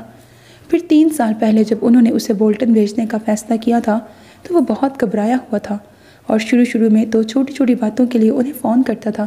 بابا، بلو جینز کے ساتھ کون سی شرٹ پہنوں؟ یہ بکس لے لوں؟ فلاں دوست کی طرف چلا جاؤں؟ شروع میں عثمان مشورہ دے دیتے تھے، پھر غیر محسوس طور پر خود ہی فیصلے کرنے کا کہنے لگے تھے۔ وہ شاپنگ بھی کرنے لگا تھا، اکیلا بھی رہنے لگا تھا، پھر بھی کوئی بڑا فیصلہ کرتے ہوئے گھبراتا تھا، جیسے ہوٹل چھوڑ کر اپارٹمنٹ لینا وغیرہ۔ بابا، یہاں کسی ٹریول ایجنسی کا نمبر وغیرہ ہے آپ کے پاس؟ اس نے جھجکتے ہوئے پوچھا تھا۔ تم آن لائن بکنگ کیوں نہیں کروا لیتے؟ انہوں نے اسے مشورہ دیا تھا۔ پھر بکنگ کروانے کے بعد وہ نیچے ہال میں آئے تو انہیں سمرین ملی تھی، اور سمرین کو دیکھ کر وہ خود بھی حیران رہ گئے تھے، اور موہت سمرین کو دیکھ کر تیزی سے واپس اپنے کمرے میں چلا گیا تھا۔ وہ اپنی سوچوں میں گم سمرین کے ساتھ ساتھ چلتے ہوئے ہوٹل کی پارکنگ تک آئے تھے۔ السلام علیکم چاچو۔ حشام نے جو گاڑی سے ٹیک لگائے کھڑا تھا انہیں سلام کیا تو وہ چونکے۔ اس کی شیو ہلکی ہلکی بڑی ہوئی تھی اور آنکھوں میں سرخی تھی۔ ان کا پورا خاندان اس صورتحال سے متاثر ہوا تھا، کاش وہ یہاں نہ آتے۔ ایک بار پھر انہوں نے سوچا اور حشام کے کندھے پہ ہاتھ رکھا۔ تمہیں پتہ تو ہے وہ اس وقت بہت اپسیٹ ہے، تمہیں بھابھی کو یہاں نہیں لانا چاہیے تھا۔ سمرین نے انہیں بتایا تھا کہ حشام نے ادھر سے گزرتے ہوئے موہت کو اس ہوٹل میں جاتے دیکھا تھا، اور پھر ریسیپشن سے اس نے معلوم کیا تھا کہ وہ کس روم میں ٹھہرا ہوا ہے۔ ماما بھی بہت بے چین تھیں، بہت اپسیٹ تھیں۔ آپ اس سے کہیں وہ ماما کو معاف کر دے۔ حشام کی آواز میں لرزش تھی۔ سب ٹھیک ہو جائے گا میری جان، اسے تھوڑا وقت دو۔ انہوں نے اس کے کندھے تھپتھپائے۔ اس نے صرف سر ہلایا تھا۔ اس انکشاف نے اسے بھی ہلا کے رکھ دیا تھا۔ اس کی ماما سمرین عبد الرحمن، جنہیں عمل دنیا کی سب سے عظیم ماں، سب سے اچھی ماں کہتی تھی، ان کے متعلق ایک کیسا ہولناک انکشاف ہوا تھا۔ نہیں، اسے یقین نہیں آیا تھا۔ ماما ایسا نہیں کر سکتی، ضرور ڈاکٹر احسن کو کوئی غلط فہمی ہوئی ہے۔ میری ماما اتنی شفاق تو نہیں ہو سکتی۔ آنسو اس کی آنکھوں میں بھر گئے تھے۔ یہ سچ ہے، عبد الرحمن ملک نے اسے بتایا تھا۔ مجھ سے پہلے سمرین کی شادی کسی ڈاکٹر احسن سے ہوئی تھی۔ یہ بات میں جانتا تھا کہ وہ طلاق یافتہ ہے، لیکن اسے طلاق کیوں ہوئی تھی، کس لیے، میں نے کبھی تجسس نہیں کیا، نہ کبھی سمرین سے اس طلاق کی وجہ پوچھی تھی۔ اور کتنی ہی دیر وہ ساکت بیٹھا رہا تھا۔ اس کے اندر بھی کچھ ٹوٹا تھا، کرچیاں بکھری تھیں، لیکن وہ ماما سے نفرت نہیں کر سکتا تھا۔ وہ ایک غلطی تھی جو ان سے بہت پہلے ماضی میں ہوئی تھی۔ اس ایک غلطی کی وجہ سے وہ ان کی عمر بھر کی ریاست کو نظر انداز نہیں کر سکتا تھا۔ اور کچھ دیر بعد ہی اپنے اندر کی ٹوٹ پھوٹ کو بلائے وہ ان کے پاس بیٹھا، ان کے ہاتھ سہلا رہا تھا، ان کے آنسو پوچھ رہا تھا، اور آج موہت کو اس ہوٹل میں جاتے دیکھ کر وہ انہیں یہاں لے آیا تھا کہ اس سے سمرین کی بے قراری اور تڑپنا دیکھا نہیں جا رہا تھا۔ اوکے بیٹا، انشاءاللہ کل ملاقات ہوتی ہے، اپنے ڈیڈی کو بتا دینا۔ اس نے چونک کر ان کی طرف دیکھا۔ ڈیڈی تو میڈم نیلوفر کی طرف چلے گئے ہیں، جب آئے تو بتا دوں گا۔ اس کی بے حد خوبصورت آنکھوں سے جھلکتی اداسی جیسے مزید گہری ہوئی تھی۔ اس نے سمرین کا ہاتھ پکڑ کر اسے فرنٹ سیٹ پہ بٹھا دیا اور خود چکر کاٹ کر ڈرائیونگ سیٹ پہ بیٹھتے ہوئے عثمان ملک کو دیکھا۔ خدا حافظ کہہ کے سمرین کی طرف دیکھا۔ ماما آپ ٹھیک ہے نا؟ سمرین نے سر ہلایا۔ اس نے گاڑی پارکنگ سے باہر نکالی۔ تم مجھ سے ناراض تو نہیں ہونا؟ سمرین کی سوالیہ نظریں اس کی طرف اٹھی۔ نہیں، میں آپ سے ناراض نہیں ہو سکتا۔ تمہارے ڈیڈی تو مجھ سے ناراض ہو گئے ہیں، نفرت کرنے لگے ہیں مجھ سے۔ وہ نچلا ہونٹ دانتوں تلے دبا گئی تھی۔ آپ ایسا مت سوچیں۔ اس نے ذرا سا رخ موڑ کر سمرین کی طرف دیکھا۔ وہ پھر نیلوفر کی طرف چلے گئے ہیں۔ آنسو اس کی آنکھوں میں چپکے۔ وہ ان کی بیوی ہیں، ان کا بھی حق ہے ڈیڈی پر۔ اس کا لہجہ سمجھانے والا تھا، لیکن اب وہ اس کے پاس ہی رہیں گے، واپس نہیں آئیں گے۔ وہ بھی موہت کی طرح مجھے ظالم اور سفاک سمجھتے ہوں گے، لیکن میں نے ان کے ساتھ کوئی ظلم نہیں کیا، ان کے بچوں کے لیے اپنا آپ رول دیا۔ میں ایسی نہیں تھی شامی، ظالم اور سفاک، لیکن اس رات میں اسے مارنا نہیں چاہتی تھی، میں تو بس اسے دیکھنا نہیں چاہتی تھی، چھپانا چاہتی تھی سبین سے، ممی سے۔ وہ رونے لگی۔ پلیز ماما مت روئے، بھول جائیں سب، حشام نے تسلی دی۔ کیسے بھولوں شامی، نہیں بھول سکتی، پہلے بھی نہیں بھولتا تھا۔ سوتے میں اس کے رونے کی آوازیں کانوں میں آتی تھیں، اور اب اسے دیکھ کر وہ بالکل تمہارے جیسا ہے حشام، ہے نا؟ عمل بھی کہتی ہے وہ تمہارے جیسا ہے۔ اور عمل؟ ہاں، اس نے تم سے کچھ کہا کہ میں ایک ظالم عورت ہوں، میں اچھی ماں نہیں ہوں؟ کیسی بے بسی، تڑپ اور درد تھا زمرین کے لہجے میں۔ نہیں، اس نے ایکسیلیٹر پر دباؤ بڑھایا۔ عمل نے کچھ نہیں کہا، کچھ بھی نہیں، لیکن بے یقینی اس کی آنکھوں میں بھی تھی۔ وہ ماما سے نفرت نہیں کر سکتی تھی، وہ کسی سے بھی نفرت نہیں کر سکتی تھی۔ عجیب لڑکی ہے یہ عمل بھی۔ اس کے لبوں پر مدھم سی مسکراہٹ نمودار ہو کر معدوم ہو گئی۔ وہ کیسے اپنی چھوٹی سے چھوٹی بات اس سے کرتی تھی، اپنی ہر خوشی، ہر پریشانی اسے بتانے کے لیے بھاگتی تھی، لیکن اب وہ اس کے پاس نہیں آئی تھی۔ حالانکہ وہ کتنی اپسیٹ تھی، پہلے موہت کی طبیعت خراب ہونے کی وجہ سے، پھر ماما کی وجہ سے، اور اب موہت کے اس گھر سے چلے جانے کی وجہ سے، لیکن اس نے اس سے کچھ بھی شیئر نہیں کیا تھا۔ وہ یقیناً اس سے ناراض تھی، بچپن سے اب تک وہ اس کا خیال رکھتا آیا تھا، تو کیا وہ خود غرض تھا؟ اگر وہ موہت سے محبت کرتی ہے، اس سے شادی کرنا چاہتی ہے، تو اس کا حق ہے جس سے چاہے محبت کرے، جسے چاہے اسے اپنی زندگی کا رفیق چنے۔ مجھے تو اس کی خوشی میں خوش ہونا چاہیے۔ محبت تو بے غرض ہوتی ہے، خالص محبت تو دل کشادہ اور سخی کرتی ہے۔ پھر میرا دل کشادہ کیوں نہیں ہوا؟ موہت کوئی غیر تو نہیں، بھائی ہے میرا، وہ بھائی جس کے ساتھ زیادتی ہو گئی ماما سے۔ پہلی بار اس نے موہت کو اپنا بھائی تسلیم کیا۔ میں ماما کو گھر چھوڑ کر عمل کی طرف جاؤں گا اور اسے منا لوں گا، اور وہ جانتا تھا کہ وہ کیسے مانے گی۔ ہمیشہ جب وہ ناراض ہوتی تھی تو وہ اس کے پاس کوئی نہ کوئی ایسی بات ضرور ہوتی تھی کہ وہ فوراً مان جاتی تھی، اور آج بھی اس کے پاس ترک کا ایک ایسا ہی پتہ تھا۔ اس نے ایکسیلیٹر پر دباؤ مزید بڑھایا اور کچھ ہی دیر بعد وہ ملک ہاؤس کے سامنے تھا۔ شفو کو سمرین کے متعلق ہدایت دے کر اور اجو کا پوچھ کر وہ سمرین کو جلدی آنے کا کہہ کر عمل کے گھر جانے کے لیے گھر سے نکل آیا۔ وہ موہت کو دیکھنے کمرے میں پہنچے تو موہت کمرے میں نہیں تھا۔ وہ کمرہ لاک کر کے نیچے آئے، ریسیپشن پر معلوم کیا، اس نے کوئی پیغام نہیں چھوڑا تھا، البتہ وہاں کھڑے ایک ویٹر سے انہیں پتہ چلا کہ اس نے ٹیکسی والے کو سمندر پر چلنے کے لیے کہا تھا۔ ویٹر کسی کام سے باہر گیا تھا تو اس نے دیکھا تھا؟ نہیں، ان کا دل دھک سے رہ گیا۔ نہیں، اسے سمندر سے خوف آتا تھا بچپن سے ہی۔ نہیں، انہوں نے زیر لب پھر کہا، وہ ایسا نہیں کر سکتا، وہ ایسا سوچ بھی نہیں سکتا، اس نے مجھ سے وعدہ کیا تھا وہ ایسی کوئی حرکت نہیں کرے گا۔ ان کا دل تیزی سے دھڑک رہا تھا اور وہ کاؤنٹر کے پاس ساکت کھڑے تھے۔ یا اللہ، میرے بچے کو اپنے حفظ و امان میں رکھنا۔ انہوں نے اپنا فون نکال کر اس کا نمبر ملایا، لیکن وہ فون نہیں اٹھا رہا تھا۔ کئی بار نمبر ملانے کے بعد جیسے وہ تھک کر وہاں ہی ایک کرسی پر گر سے گئے تھے۔ موہت، فون اٹھا لو بیٹا، میں مر جاؤں گا اگر تمہیں کچھ ہو گیا تو۔ دل ہی دل میں کہتے ہوئے وہ گھبرا کر اٹھ کھڑے ہوئے۔ مجھے خود جانا چاہیے، لیکن وہاں کیسے تلاش کروں گا، پتہ نہیں کہاں ہوگا۔ انہوں نے ایک بار پھر نمبر ملایا، تب ہی وہ انہیں ہال میں داخل ہوتا دکھائی دیا۔ موہت، وہ بے تابی سے اس کی طرف بڑھے۔ کہاں چلے گئے تھے میری جان؟ اسے دیکھ کر جیسے ان کی جان میں جان آئی تھی۔ بہت دل گھبرا رہا تھا بابا، سوچا کہیں دور کسی پرسکون جگہ جا کے کچھ وقت گزار لوں، لیکن پھر راستے سے ہی پلٹ آیا۔ اس نے تھکے تھکے انداز میں کہا، تو بتا کر جاتے موہت، کیسے کیسے وہم ستا رہے تھے مجھے۔ ان کی آواز میں آنسوؤں کی نمی تھی۔ سوری بابا، ہم کتنا بھی بھاگیں اپنا آپ تو ساتھ ہی ہوتا ہے نا، خود سے بھاگ کر کہاں جا سکتے ہیں؟ اللہ اپنی مصلحتوں کو خود ہی سمجھتا ہے میری جان، کیا خبر اسی میں کچھ بہتری ہو؟ انہوں نے اس کے کندھے پہ ہاتھ رکھا۔ کیا بہتری ہوگی بابا؟ اس کے لہجے میں تلخی تھی۔ چھوڑو یار، چلو مارکیٹ تک چلتے ہیں، ساتھ کی فیملی کے لیے کچھ گفٹ خرید لیتے ہیں، اور پھر شاپنگ کے بعد دونوں باپ بیٹا کسی اچھی جگہ کھانا کھائیں گے، گھومیں گے پھریں گے۔ انہوں نے خوشگوار لہجے میں کہا تو موہت نے اس بات میں سر ہلا دیا۔ دادی حشام کو دیکھ کر بہت خوش ہوئی تھی۔ اتنے دنوں بعد شکل دکھائی ہے بیٹا، کیا بہت مصروف ہو گئے ہو؟ بس دادی پڑھائی میں بزی تھا۔ عمل کہاں ہے؟ اس نے پوچھا۔ شفیق کی چھٹی ختم ہو گئی ہے، اسے 1-2 روز تک واپس جانا ہے تو اس کے ساتھ شاپنگ کے لیے گئی ہے۔ اس نے اپنے کولیگز کے لیے کچھ گفٹ لینے تھے، انہوں نے بتایا تھا۔ تم چائے پیو گے یا ٹھنڈا منگواؤں؟ نہیں دادی، کچھ بھی نہیں، عمل سے ملنے آیا تھا، کب تک آ جائیں گے وہ لوگ؟ وہ ذرا بے چین ہوا تھا۔ پتہ نہیں بیٹا، کچھ دیر پہلے ہی نکلے ہیں۔ کہہ رہی تھی واپسی پر موہت سے بھی ملنے جائے گی، بیچارہ بچہ بہت پریشان ہو گیا ہے۔ تم تو خوش ہو گے نا شامی، اللہ نے بیٹھے بٹھائے بھائی دے دیا۔ دوست کم کسار عفان بیچارہ تو۔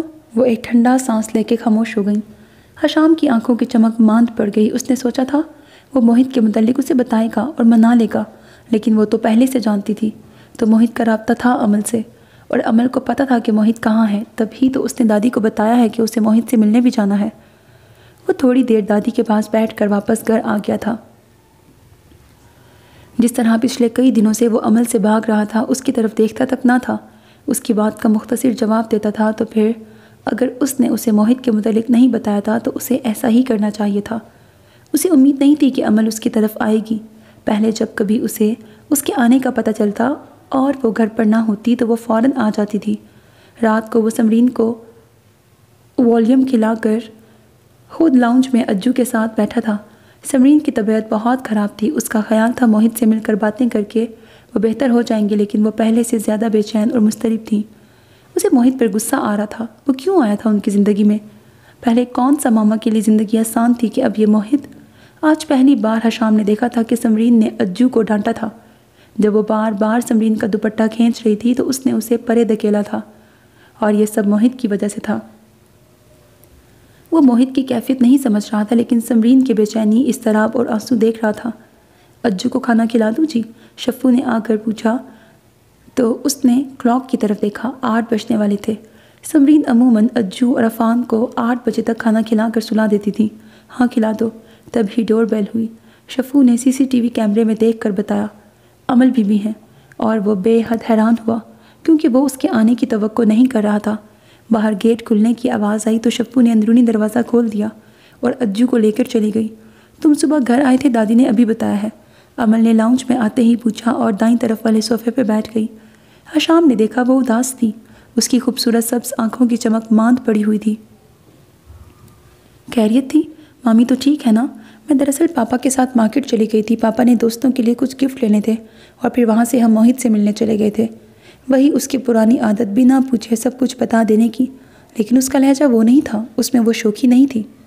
میں تمہیں موہت کے متعلق ہی بتانے گیا تھا، لیکن تمہیں تو پہلے سے ہی پتہ تھا کہ موہت کہاں ہے۔ ماما اتنی اپسیٹ تھی، تم بتا دیتی۔ وہ گلہ نہیں کرنا چاہتا تھا لیکن کر گیا تھا۔ مجھے پہلے نہیں پتہ تھا۔ اس نے اس کے گلے کو نوٹس نہیں کیا تھا۔ میں نے اسے اتنی کالز کی، اتنے میسیجز کیے، لیکن نہ اس نے کوئی کال اٹینڈ کی اور نہ ہی کسی میسیج کا جواب دیا۔ مارکیٹ جانے سے ذرا دیر پہلے اس نے مجھے میسیج کر کے اپنا ایڈریس بھیجا تھا۔ میں نہیں جانتی تھی کہ وہ کسی اور سے ملنا چاہے گا بھی کہ نہیں۔ اگر وہ چاہتا تو انکل عثمان بتا دیتے نا کہ وہ کہاں ہے۔ تم نہیں جانتے وہ کتنا اپسیٹ اور پریشان ہے۔ وہ پہلے والا موہت تو لگتا ہی نہیں۔ پہلے بھی وہ زیادہ باتیں نہیں کرتا تھا، لیکن اب تو جیسے وہ بولنا ہی بھول گیا ہے۔ میں نے اس سے اتنی باتیں کی لیکن اس نے خود سے کوئی بات نہیں کی مجھ سے، بس سنتا رہا۔ پاپا کو انکل عثمان نے بتایا کہ ابھی وہ ٹھیک طرح سے سنبھلا نہیں تھا کہ سمرین آنٹی کے آنے کے بعد وہ اور زیادہ بکھر گیا۔ ابھی انہیں اسے وقت دینا چاہیے تھا۔ اتنی جلدی وہ کیسے اس تلخ حقیقت کو قبول کر لے؟ خیر تم بتاؤ کہ تم گھر کیوں آئے تھے؟ اس نے حسب معمول تفصیل سے بات کی۔ کیوں؟ کیا میں بلا وجہ تمہارے گھر نہیں آ سکتا؟ کیا پہلے نہیں آتا تھا؟ وہ جھنجھلایا۔ ہاں پہلے آتے تھے لیکن اب نہیں آتے۔ اس کے چہرے پر بلا کی سنجیدگی تھی۔ ایک لمحے کے لیے وہ بالکل چپ ہو گیا۔ میں نے تمہیں بتایا ہے نا کہ میں موہت کے متعلق ہی تمہیں بتانے آیا تھا، لیکن تم نے اپنی رو میں سنا ہی نہیں۔ میں نے اسے ہوٹل سے نکلتے دیکھا تھا تو ماما کو لے کر گیا۔ تھینک یو حشام کہ تم موہت کے متعلق بتانے آئے۔ وہ ایک بار پھر ساکت ہوا تھا کہ ان کے درمیان اتنی اجنبیت در آئی ہے کہ وہ اتنی سی بات کے لیے اس کا شکریہ ادا کر رہی ہے۔ اس کے اور عمل کے درمیان ہمیشہ اجنبیت رہے گی۔ اگر اس نے عمل کے متعلق کسی اور انداز سے سوچا تھا تو یہ صرف اسے ہی علم تھا، عمل تو نہیں جانتی تھی۔ ٹھیک ہے پھر میں چلتی ہوں۔ آنٹی کی طبیعت اب کیسی ہے؟ اس نے کھڑے ہوتے ہوئے پوچھا۔ ماما بہت اپسیٹ تھیں، کچھ دیر پہلے والیوم دی ہے انہیں، سو رہی ہیں۔ وہ بھی کھڑا ہو گیا۔ چلو میں تمہیں چھوڑ آؤں؟ تھینک یو شامی، یہ سامنے ہی تو سڑک کراس کر کے جانا ہے اور ابھی اتنی رات نہیں ہوئی، چلی جاؤں گی، تمہارا گارڈ دیکھتا رہے گا، کہہ دوں گی اسے۔ عمل تم ایسا کیوں کر رہی ہو؟ وہ دکھ سے بولا۔ کیا کر رہی ہوں میں؟ عمل کا انداز وہی تھا، سپاٹ اور سنجیدہ۔ عمل میں تمہیں قتل کر دوں گا یا خود کو؟ وہ پھٹ پڑا تھا۔ اس طرح اجنبیوں کی طرح کیوں بات کر رہی ہو مجھ سے؟ تمہیں تکلیف ہوئی ہے؟ مجھے بھی ہوئی تھی۔ اس نے بے نیازی سے کہا اور جانے کے لیے قدم اٹھایا۔ امل رکو۔ حشام نے اس کا بازو پکڑ کے روکا۔ میں پریشان تھا، غیر ارادی طور پر اس کے لبوں سے نکلا۔ تو امل نے اس کی آنکھوں میں جھانکا۔ صرف 9 ماہ 10 دن بعد میں بولٹن سے آئی اور تمہارے لیے اتنی اجنبی ہو گئی کہ تم اپنی پریشانی مجھ سے چھپانے لگے۔ وہ ہر بات اس سے شیئر کرنے والا یہ بات اس سے شیئر نہیں کر سکتا تھا۔ اسے سمجھ نہیں آ رہی تھی کہ وہ اسے کیا بتائے، کہ وہ کیوں پریشان تھا۔ میں تمہیں پریشان نہیں کرنا چاہتا تھا امل۔ تو تم نے اگر نہیں بتایا تو کیا میں پریشان نہیں ہوئی بلکہ ہرٹ بھی ہوئی۔ اس نے شاکی نظروں سے اسے دیکھا۔ دراصل وہ کوئی معقول بہانہ سوچنے لگا تھا کہ کیا کہے اس سے کہ وہ کیوں پریشان تھا۔ وہ اسے سچ نہیں بتا سکتا تھا، کبھی بھی نہیں۔ وہ اس سے یہ کیسے کہہ سکتا تھا؟ تم نہ بھی بتاؤ تو بھی میں جانتی ہوں۔ پہلی بار اس کے ہونٹوں پر مدھم سی مسکراہٹ نمودار ہوئی، ورنہ جب سے آئی تھی بے حد سنجیدہ تھی۔ کیا جانتی ہو تم؟ وہ گھبرایا۔ یہی کہ تمہیں محبت ہو گئی ہے۔ اسے اپنے اندازے پر پورا یقین تھا۔ تمہیں کیسے پتا؟ اس نے ہونکوں کی طرح امل کی طرف دیکھا۔ اس کا دل تیزی سے دھڑک رہا تھا۔ دیکھ لو۔ اس کی مسکراہٹ گہری ہوئی۔ مجھے تو یہ بھی پتا ہے تمہیں کس سے محبت ہوئی ہے۔ کس سے؟ اس نے دل پہ ہاتھ رکھا۔ میڈم نیلوفر کی اس پھینی ناک والی کزن سے، جو اس روز تمہارے لاؤنج میں بیٹھی آنکھیں مٹکا کر باتیں کر رہی تھی اور تم اس پر نظریں جمائے بیٹھے تھے۔ لا حول ولا قوت۔ حشام نے دل میں لاحول پڑی اور مبہم سا مسکرا دیا۔ ویسے وہ لڑکی تمہاری محبت کے ہرگز لائق نہیں ہے۔ اس نے فوراً ہی اپنی رائے بھی دے دی۔ کیوں قابل نہیں ہے؟ حشام نے استفہامیہ نظروں سے اسے دیکھا۔ وہ اسے اس غلط فہمی میں ہی رہنے دینا چاہتا تھا۔ اچھی خاصی اٹریکٹیو ہے۔ نمبر 1، وہ میڈم نیلوفر کی کزن ہے۔ امل نے ایک انگلی اٹھائی۔ نمبر 2، وہ بڑی چھچھوری سی ہے۔ نمبر 3، اس کا باتیں کرنے کا انداز انتہائی فضول ہے، بلکہ میڈم نیلوفر کی طرح۔ وہ سوچ کر بتا رہی تھی۔ اور اس کا قد دیکھا ہے؟ یہ ذرا سا 6 انچ لمبی ہیل پہنتی ہے، پھر بھی بونی نظر آتی ہے۔ بس اتنی خوبیاں کافی ہیں۔ حشام نے ہاتھ ذرا سا بلند کیا۔ وہ تھوڑا ریلیکس ہو گیا تھا۔ محبت یہ سب نہیں دیکھتی، محبت تو بس ہو جاتی ہے۔ نہیں، امل نے آنکھیں بھاڑی۔ شامی، 9 ماہ 10 دن میں تم اتنے بڑے ہو گئے ہو کہ محبت کا فلسفہ بیان کرنے لگے۔ نہیں شامی، محبت کو ماننے اور سمجھنے کے لیے 20 سال کی عمر کم ہے۔ اچھا؟ حشام کا اچھا خاصا معنی خیز تھا۔ تمہاری عمر کتنی ہے امل؟ میں لڑکوں کی بات کر رہی ہوں۔ لڑکیاں 20 سال کی عمر میں خاصی میچور ہوتی ہیں، جبکہ لڑکے تو… اس نے حشام کی طرف دیکھا۔ 20 سال کی عمر تک کافی شوشے ہوتے ہیں۔ حشام کو ہنسی آ گئی۔ اور لڑکیاں، کیا وہ شوشی نہیں ہوتی؟ وہ بہت دنوں بعد آج امل سے اتنی باتیں کر رہا تھا اور کرنا چاہتا تھا۔ شاید اس طرح دل پر درا بوجھ کم ہو جائے۔ نہیں، خیر چھوڑو، یہ بتاؤ تمہیں کب ہوئی اس سے محبت؟ بچپن سے، جب سے ہوش سنبھالا؟ وہ ترنگ میں بول گیا۔ کیا؟ امل نے آنکھیں پھاڑی۔ تم اس کے بچپن میں کہاں تھے؟ وہ تو ابھی تازہ وارد ہوئی ہے تمہاری زندگی میں۔ وہ یک دم چونکا۔ محبت میں آدمی کو ایسا ہی لگتا ہے امل، جیسے ہم صدیوں سے ایک دوسرے کو جانتے ہوں۔ میں سچ کہہ رہی ہوں شامی، وہ لڑکی تمہارے لیے ٹھیک نہیں ہے۔ وہ سنجیدہ ہوئی۔ اچھا، میرے لیے کیسی لڑکی ٹھیک ہوگی؟ حشام نے یوں ہی بات کرنے کے لیے پوچھا۔ بہت اچھی سی، جس کا فیملی بیک گراؤنڈ ہو، اور جو… کیا تمہارے جیسی؟ حشام نے اس کی بات کاٹی۔ ہاں، میرے جیسی۔ وہ مسکرائی۔ تو تمہارے جیسی کیوں؟ تم کیوں نہیں؟ بے اختیار حشام کے لبوں سے نکلا۔ بکو مت۔ امل نے غور کیے بغیر اس کے بازو پر مکہ مارا۔ اگر تم نے اس پھینی ناک والی لڑکی، کیا نام ہے اس کا؟ غزل۔ حشام کے لبوں سے اب بھی بے اختیار نکلا تھا۔ اب چاہے غزل ہے یا مثنوی، اس کا خیال ترک کر دو، تو میں تمہارے لیے بہت اچھی سی لڑکی ڈھونڈوں گی، سچ۔ پھر ابھی تو تم نے گریجویشن بھی نہیں کیا ہے، کیا خبر ماسٹر کرتے کرتے خود ہی کوئی اچھی لڑکی ٹکرا جائے۔ میں بھی۔ چلو تمہیں گھر چھوڑاؤں، 9:30 بج رہے ہیں۔ دادی اور انکل پریشان ہو رہے ہوں گے۔ وہ جیسے یہ کسوٹی کھیلتے کھیلتے تھک گیا تھا۔ ہاں چلو۔ وہ دونوں باتیں کرتے کرتے گھر سے باہر نکل آئے۔ اب امل موہت کے متعلق باتیں کر رہی تھی، اس کے لیے پریشان ہو رہی تھی۔ تمہیں پتہ ہے موہت دبئی جا رہا ہے ساتھ کے پاس؟ نہیں، اس نے نفی میں سہ لایا۔ آج اس نے زیادہ بات نہیں کی، کل میں اسے پھر ملنے جاؤں گی، تم چلو گے ساتھ؟ میں؟ حشام حیران ہوا۔ شاید وہ مجھ سے نہ ملے۔ کیوں؟ امل چلتے چلتے رک کر اسے دیکھنے لگی۔ ماما کی وجہ سے، وہ ماما سے نفرت کرتا ہے۔ حشام سمرین کی حالت کا سوچ کر اداس ہو گیا تھا۔ نہیں، وہ کسی سے نفرت نہیں کر سکتا شامی، کبھی بھی نہیں۔ وہ وقتی طور پر ہرٹ ہوا ہے، اس لیے اس طرح ریاکٹ کر رہا ہے۔ تم خود ہی سوچو، اگر اس کی جگہ تم ہوتے اور تمہیں اچانک پتہ چلتا کہ تمہاری موم نے تمہیں بچپن میں… پلیز عمل کسی اور موضوع پہ بات کرو۔ وہ اپنی ماما کے متعلق کچھ بھی سننا نہیں چاہتا تھا۔ عمل نے ایک نظر اس پہ ڈالی۔ حشام کے لیے بھی تو یقیناً یہ شوق ہوگا کہ اس کی ماما، اس کی اتنی اچھی ماما ایسا کر سکتی ہیں۔ وہ بھی تو یقیناً ٹوٹ پھوٹ کے اس عمل سے گزر رہا ہوگا۔ سوری، عمل نے معذرت کی اور ادھر ادھر کی باتیں کرنے لگی۔ حشام اس کی باتیں سنتا ہوا خاموشی سے اس کے ساتھ چل رہا تھا۔ سعد نے موہت کی طرف دیکھا جو بیڈ پر بیٹھا ہوا جھک کر جوتوں کے تسمے کھول رہا تھا۔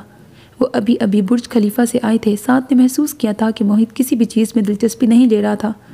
وہ بے حد خاموش اور الجھا ہوا تھا، بلکہ بے حد اداس بھی تھا۔ اسے آئے ہوئے 10 دن ہو گئے تھے۔ ان 10 دنوں میں وہ دبئی میں اسے ہر قابل ذکر جگہ پر لے کر گیا تھا، لیکن موہت نے کہیں بھی کسی دلچسپی کا اظہار نہیں کیا۔ نہ ڈانسنگ فاؤنٹین نے اس کے لبوں پر مسکراہٹ بکھیری تھی، نہ سفاری ڈیزرٹ جا کر وہ محسوس ہوا تھا۔ ہر جگہ جیسے وہ خود میں گم رہتا تھا، کہیں بھی وہ انجوائے کرتا اسے محسوس نہیں ہوا تھا۔ یہ وہ موہت تو نہیں تھا جو بولٹن میں تھا۔ سعد کے والدین بھی اس کا بے حد خیال رکھ رہے تھے، خصوصاً سعد کی امی۔ وہ سب اس کی اداسی اور خاموشی کی وجہ اس کی ماما کی موت سمجھ رہے تھے۔ سعد کی امی نے بہت پیار سے اسے سمجھایا تھا، ماں کا کوئی نعم البدل نہیں ہو سکتا، لیکن انسان قدرت کے فیصلوں کے سامنے بے بس ہوتا ہے۔ بیٹا، اپنی ماما کے لیے دعا کیا کرو، اللہ تعالیٰ انہیں جنت الفردوس میں جگہ عطا فرمائے۔ لیکن سعد جانتا تھا کچھ اور بھی ہے جو اسے اپسٹ کیے ہوئے ہے۔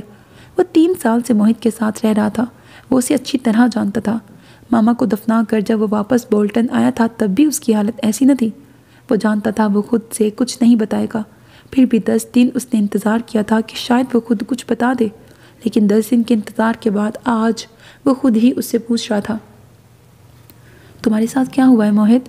کچھ نہیں۔ موہت نے تسمے کھول کر جوتے اتارے اور سیدھا ہو کے بیٹھ گیا۔ ادھر میری طرف دیکھو، میری طرف دیکھ کے بات کرو موہت۔ سعد آج جاننا چاہتا تھا۔ تمہاری طرف ہی دیکھ رہا ہوں۔ ایک پھیکی سی مسکراہٹ اس کے لبوں پر نمودار ہوئی۔ کیا عمل کے ساتھ ناراضگی ہو گئی ہے؟ اس نے اندازہ لگایا۔ نہیں یار، وہ بھلا اس سے کیا ناراضگی ہو سکتی ہے؟ مجھے لگتا ہے کوئی بات ہے موہت، کوئی بہت بڑی بات جو اندر ہی اندر تمہیں کاٹ رہی ہے۔ اگر تم بتانا نہیں چاہتے تو یہ الگ بات ہے۔ موہت اب کے خاموش رہا۔ اسے کیا بتاتا کہ اس کی فلمی سٹوری میں گڑبڑ ہو گئی ہے، سب کچھ الٹ پلٹ گیا ہے۔ آج کچھ دیر پہلے جب وہ سعد کے ساتھ برج خلیفہ میں گھوم رہا تھا تو اسے عمل کا میسج ملا تھا، سمرین آنٹی بہت بیمار ہے موہت، پلیز تم انہیں معاف کر دو۔ اس نے میسج فوراً ڈیلیٹ کر دیا تھا اور ساتھ ہی فون پاور آف بھی کر دیا تھا، لیکن اس کا دل پریشان ہو گیا تھا۔ اسے بار بار عمل کی وہ بات یاد آ رہی تھی جو ایک بار عمل نے بولٹن میں کی تھی جب عفان گم ہوا تھا، اور حشام نے اسے بتایا تھا کہ ماما کی طبیعت بہت خراب ہے اور عمل بھی پریشان ہو گئی تھی۔ اگر آنٹی کو کچھ ہو گیا تو اجو کا کیا ہوگا؟ اس کا اتنا خیال کون رکھے گا؟ اتنی محبت کون کر سکے گا جتنی آنٹی کرتی ہیں؟ کوئی بھی نہیں نا۔ میڈم نیلوفر تو اسے فوراً ہی کسی ادارے میں چھوڑ آئیں گی۔ اس کی آنکھوں کے سامنے معصوم سی اجو آ گئی، تالیاں بجاتی، سمرین کا پلو پکڑے، اس کے ساتھ ساتھ اس کے پیچھے چھپی چھپی چلتی ہوئی۔ اور اگر شامی کی ماما کو کچھ ہو گیا تو اجو، اس کا دل اجو کے لیے گداز ہوا۔ یا اللہ، اجو اور شامی کی ماما کو کچھ نہ ہو۔ اس نے بے اختیار دعا کی اور پھر خود ہی چونک گیا۔ یہ میں کس کے لیے دعا کر رہا ہوں؟ وہ جس نے مجھے اپنانے سے انکار کر دیا تھا۔ ایک لمحے کے لیے اس کے دل میں خیال آیا، لیکن دوسرے ہی لمحے وہ سوچ رہا تھا اس نے اجو کے لیے دعا کی ہے، اس معصوم لڑکی کی ماما کے لیے، لیکن انہیں کیا ہوا ہے؟ یہ تو عمل نے لکھا ہی نہیں۔ اس نے سوچا وہ عمل کو فون کرے، لیکن پھر اس نے ارادہ بدل دیا۔ آج نہیں کل کر لوں گا، لیکن پہلے بابا کو فون کروں گا۔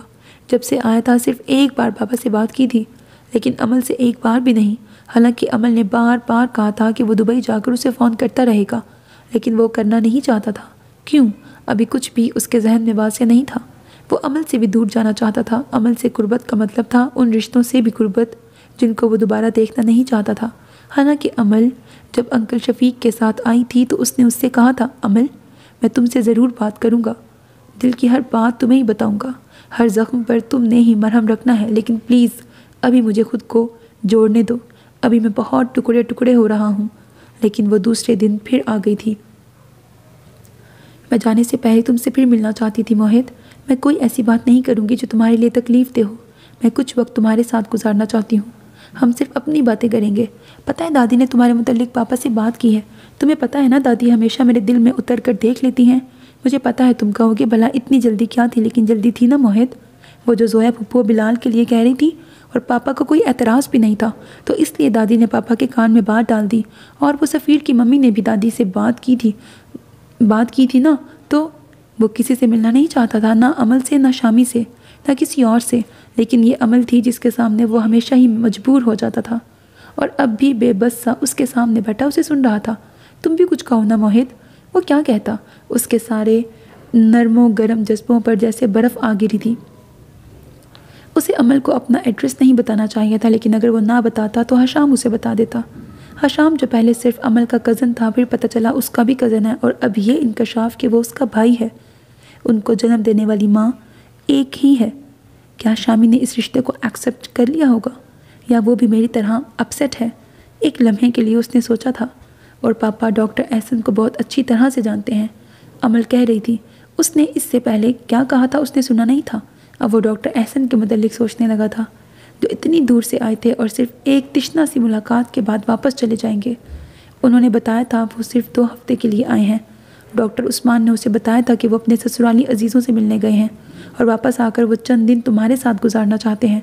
واپس آ کر مجھے نہ پا کر وہ مایوس ہوں گے، لیکن بابا انہیں سمجھا لیں گے، وہ سمجھا سکتے ہیں، اور وہ سمجھ بھی جائیں گے۔ خود انہوں نے کتنے سال اذیت میں گزارے صرف اس عورت کی وجہ سے۔ ان کا رویہ اپنی فیملی کے ساتھ بھی اب نارمل ہو گیا تھا۔ اس سمے اسے سمرین سے بے انتہا نفرت محسوس ہوئی۔ سمرین جسے عمل بہترین ماں کہتی تھی، جس سے عمل کو بہت عقیدت اور محبت تھی، وہ عمل سے متعلق ہر رشتے کا احترام کر سکتا تھا، لیکن سمرین کا نہیں۔ عمل؟ اس نے اپنی سوچوں کو جھٹک کر اس کی طرف دیکھا تھا، جو آنکھوں میں ہزاروں جگنوؤں کی چمک لیے اسے دیکھ رہی تھی۔ میں تم سے بہت ناراض ہوں موہت، لیکن آج میں تم سے لڑائی نہیں کروں گی، لیکن گلہ تو کر سکتی ہوں۔ تم بغیر بتائے یہاں چلے آئے، میرے گھر بھی تو آ سکتے تھے نا۔ میں کتنی ہرٹ ہوئی ہوں جب تم نے مجھ پر بھی ٹرسٹ نہیں کیا۔ بات ٹرسٹ کی نہیں تھی عمل، میں تنہا رہنا چاہتا تھا، مجھ سے یہ سب برداشت نہیں ہو رہا تھا۔ اس نے آہستگی سے کہا، تو تمہیں تو زیادہ ضرورت تھی نا کسی دوست کی، لیکن تم نے مجھے دوست نہیں سمجھا، تم نے مجھے صرف شامی کی کزن سمجھا۔ اگر دوست سمجھتے تو میرے پاس آتے نا۔ میں تم سے بہت زیادہ ناراض ہوں، اور میں تم سے بہت زیادہ لڑوں گی، لیکن ابھی نہیں۔ اس نے اپنی بات دہرائی تھی۔ ابھی لڑ لو عمل، کیا خبر پھر میں تمہیں میسر نہ آ سکوں، اور تمہارے دل میں مجھ سے لڑنے کی حسرت ہی رہ جائے۔ ایک بے بس سی مسکراہٹ نے لمحہ بھر کے لیے اس کے لبوں کو چھوا تھا۔ کیا مطلب تم میسر نہیں آؤ گے؟ اس کی سبز آنکھیں پانیوں سے بھر گئی تھیں۔ کیا تم واپس نہیں آؤ گے؟ تمہارے دماغ میں کیا چل رہا ہے موہت؟ اگر تم نے ایسا کیا نا تو… اور وہ اتنا روئی تھی کہ موہت گھبرا گیا تھا۔ اس کے دماغ میں کیا چل رہا تھا وہ خود بھی نہیں جانتا تھا۔ ساتھ جو کافی دیر سے اس کے چہرے کی بدلتی کیفیات دیکھ رہا تھا کھڑا ہو گیا۔ ٹھیک ہے موہت، تم آرام کر لو کچھ، پھر رات کو ذرا باہر نکلیں گے، بلکہ کھانا بھی باہر ہی کھائیں گے، اور کل صبح ہم ابوظہبی جائیں گے۔ تمہیں مسجد دکھانی ہے۔ اس نے چونک کر سر ہلایا۔ وہ بہت مضطرب اور بے چین تھا۔ اس کا خیال تھا کہ یہاں ساتھ کے ساتھ گھومتے پھرتے سب کچھ بھول جائے گا، لیکن وہ کچھ بھی نہیں بھول پا رہا تھا۔ نہ ہی وہ تکلیف کم ہوئی تھی کہ وہ عثمان ملک کا اپنے بابا کا بیٹا نہیں ہے۔ دل میں اسی طرح درد تھا، آنسو اس طرح گرتے تھے، اور وجود یوں ہی ریزہ ریزہ ہوتا تھا۔ کتنی جلدی سب کچھ بدل گیا تھا۔ عثمان ملک کا نام اس کی ولدیت کے کھانے سے خارج کر دیا گیا تھا، اور اس نے دونوں ہاتھوں سے سر تھام لیا۔ کوئی ایسا نہیں تھا جو وقت کی گردش کو پیچھے موڑ دیتا، کوئی ایسا طلسم، کوئی ایسا منتر جو سب کچھ پہلے جیسا کر دے۔ موہد عثمان پھر سے موہد عثمان ہو جائے، اس کے نام سے اچانک آ کر لگ جانے والے سارے سابقے لاحقے مٹ جائیں، اور وہ صرف موہد عثمان رہ جائے، ڈاکٹر عثمان اور ڈاکٹر زینب کا بیٹا، ان کا وادی، کہیں کوئی دست مسیحا نہیں۔ اس نے اپنی جلتی ہوئی آنکھوں کو ہاتھوں سے دبایا۔ عجب زخم ہے جس کے بھرنے کی امید میں طے کیے میں نے لاکھوں زمانے، مگر پھر بھی اب تک کہیں کوئی دست مسیحا نہیں، اور اس زخم کے بھرنے کی کہیں کوئی امید نہیں ہے۔ عمل نے پتہ نہیں اس کو یہ نظم کیوں سنائی تھی، لیکن اس کے ذہن میں رہ گئی تھی۔ ایک بار ڈاکٹر عثمان ملک اور ڈاکٹر زینب ملک اس کے لیے مسیحا بنے تھے، تو کیا اب اس کے لیے کوئی دست مسیحا نہیں ہے جو اس کے اندر پھیلے درد کو کم کر دے؟ بابا، ہاں بابا ہی ہیں جو اس کے لیے ایک بار پھر مسیحا بن سکتے ہیں۔ وہ ان کے ساتھ دور کہیں دنیا کے کسی دور دراز کونے میں جا کر رہنے لگے گا، لیکن اسے عمل کا خیال آ گیا، اگر وہ اور بابا کہیں دور چلے جاتے ہیں سب سے چھپ کر الگ زندگی گزارنے کے لیے، تو عمل کا کیا ہوگا؟ وہ تو مر جائے گی، بہت محبت کرتی ہے مجھ سے۔ اس کے اندیکھے آنسو اسے اپنے دل پہ گرتے محسوس ہوئے، لیکن ایک وقت آئے گا جب اس کے آنسو خشک ہو جائیں گے اور وہ مجھے بھول جائے گی، اور شاید میں بھی۔ عمل کا خیال جھٹک کر وہ ایک بار پھر بابا کے متعلق سوچنے لگا تھا۔ بابا نے کہا تھا وہ اس کے ساتھ ہیں، وہ جو بھی فیصلہ کرے گا انہیں منظور ہوگا۔ اگر وہ کہے گا تو وہ ابھی اٹھ کر اس کے ساتھ چل پڑیں گے۔ برسوں بعد ملنے والے بھائی، بھاوج، ماں سب کو چھوڑ دیں گے، کیونکہ وہ انہیں دنیا کے ہر رشتے سے پیارا ہے۔ لیکن اگر وہ بابا کے ساتھ کینیڈا، امریکہ، آسٹریلیا کہیں بھی چلا جاتا ہے تو کیا دور چلے جانے سے، سب کی نظروں سے اوجھل ہو جانے سے حقیقت بدل جائے گی؟ کیا وہ جھٹلا سکے گا اس حقیقت کو کہ وہ عثمان ملک کا نہیں، ڈاکٹر احسن کا بیٹا ہے؟ کیا دل کو یقین دلا سکے گا کہ وہ موہت عثمان ہی ہے؟ شاید نہیں۔ اور عمل کا کیا؟ وہ موہت سعد گھبرایا ہوا سا اندر آیا تھا۔ وہ ایک دم سیدھا ہو کے بیٹھ گیا۔ کیا ہوا سعد؟ سعد نے خود کو پرسکون کرنے کی کوشش کی اور اس کے پاس ہی بیڈ پہ بیٹھ گیا۔ تم نے اپنا فون آف کر رکھا ہے کیا؟ ابھی عمل کا فون آیا تھا۔ وہ دراصل انکل عثمان کی طبیعت ٹھیک نہیں ہے۔ سعد نے اس کے بازو پہ ہاتھ رکھا، لیکن عمل نے تو شام کو جو میسج کیا تھا وہ شامی کی ماما کے متعلق تھا۔ اس نے سوچا اور سعد کی طرف دیکھا۔ تمہیں شاید غلط فہمی ہوئی ہے سعد، بابا کی نہیں، شامی کی ماما کی طبیعت خراب تھی۔ میری عمل سے تفصیل سے بات ہوئی ہے۔ انکل حویلی میں تھے اور 4 دن سے ان کی طبیعت خراب ہے۔ کراچی میں تو کسی کو پتہ نہیں تھا ان کی بیماری کا۔ وہ تو آج ان کی حالت زیادہ خراب ہوئی تو شامی کے پاپا انہیں کراچی لے کے آئے ہیں اور وہ ہسپتال میں ایڈمٹ ہیں۔ اور عمل بتا رہی تھی کہ بڑے ماموں نے اس سے کہا ہے کہ تمہیں کہے کہ فوراً آ جاؤ۔ نہیں، اس نے بے یقینی سے سعد کی طرف دیکھا۔ نہیں، میرے بابا کو کچھ نہیں ہو سکتا سعد، میرا ان کے سوا کوئی نہیں ہے، انشاءاللہ کچھ نہیں ہوگا۔ سعد نے اسے تسلی دی۔ انکل جلد ٹھیک ہو جائیں گے۔ اور تبھی اس کے فون کی بیل ہوئی۔ عمل کا ہے، اس نے تھوڑی دیر بعد پھر کرنے کو کہا تھا۔ اس نے فون موہت کی طرف بڑھا دیا۔ یہ خود بات کر لو۔ عمل بابا کو کیا ہوا؟ موہت وہ ٹھیک نہیں ہے، وہ رونے لگی تھی۔ عمل پلیز رو مت، مجھے بتاؤ بابا کو اچانک کیا ہو گیا ہے؟ میں جب آیا تھا تو وہ بالکل ٹھیک تھے، تم فوراً آ جاؤ موہت۔ عمل کے آنسو رک نہیں رہے تھے۔ وہ شاید بہت دنوں سے بیمار تھے، بہت پہلے سے، لیکن انہوں نے اپنی بیماری چھپائی ہوئی تھی۔ مجھے لگتا ہے انکل عبد الرحمن کو پتہ تھا۔ تم کہاں ہو عمل؟ مجھے بابا سے بات کرنی ہے۔ وہ بے چین ہوا تھا۔ میں یہاں ہی ہوں، اسپتال میں، ہم سب یہاں ہیں، اور انکل عثمان تو ICU میں ہیں، تم سے بات نہیں ہو سکتی۔ پلیز کچھ مت سوچو موہت، پہلی دستیاب فلائٹ سے آ جاؤ۔ میں پرومس کرتی ہوں تم جنہیں دیکھنا نہیں چاہتے وہ تمہارے سامنے نہیں آئیں گے، لیکن تمہارے بابا کی آنکھوں میں تمہارا انتظار ہے موہت، پلیز۔ کتنا ایموشنل ہے یہ۔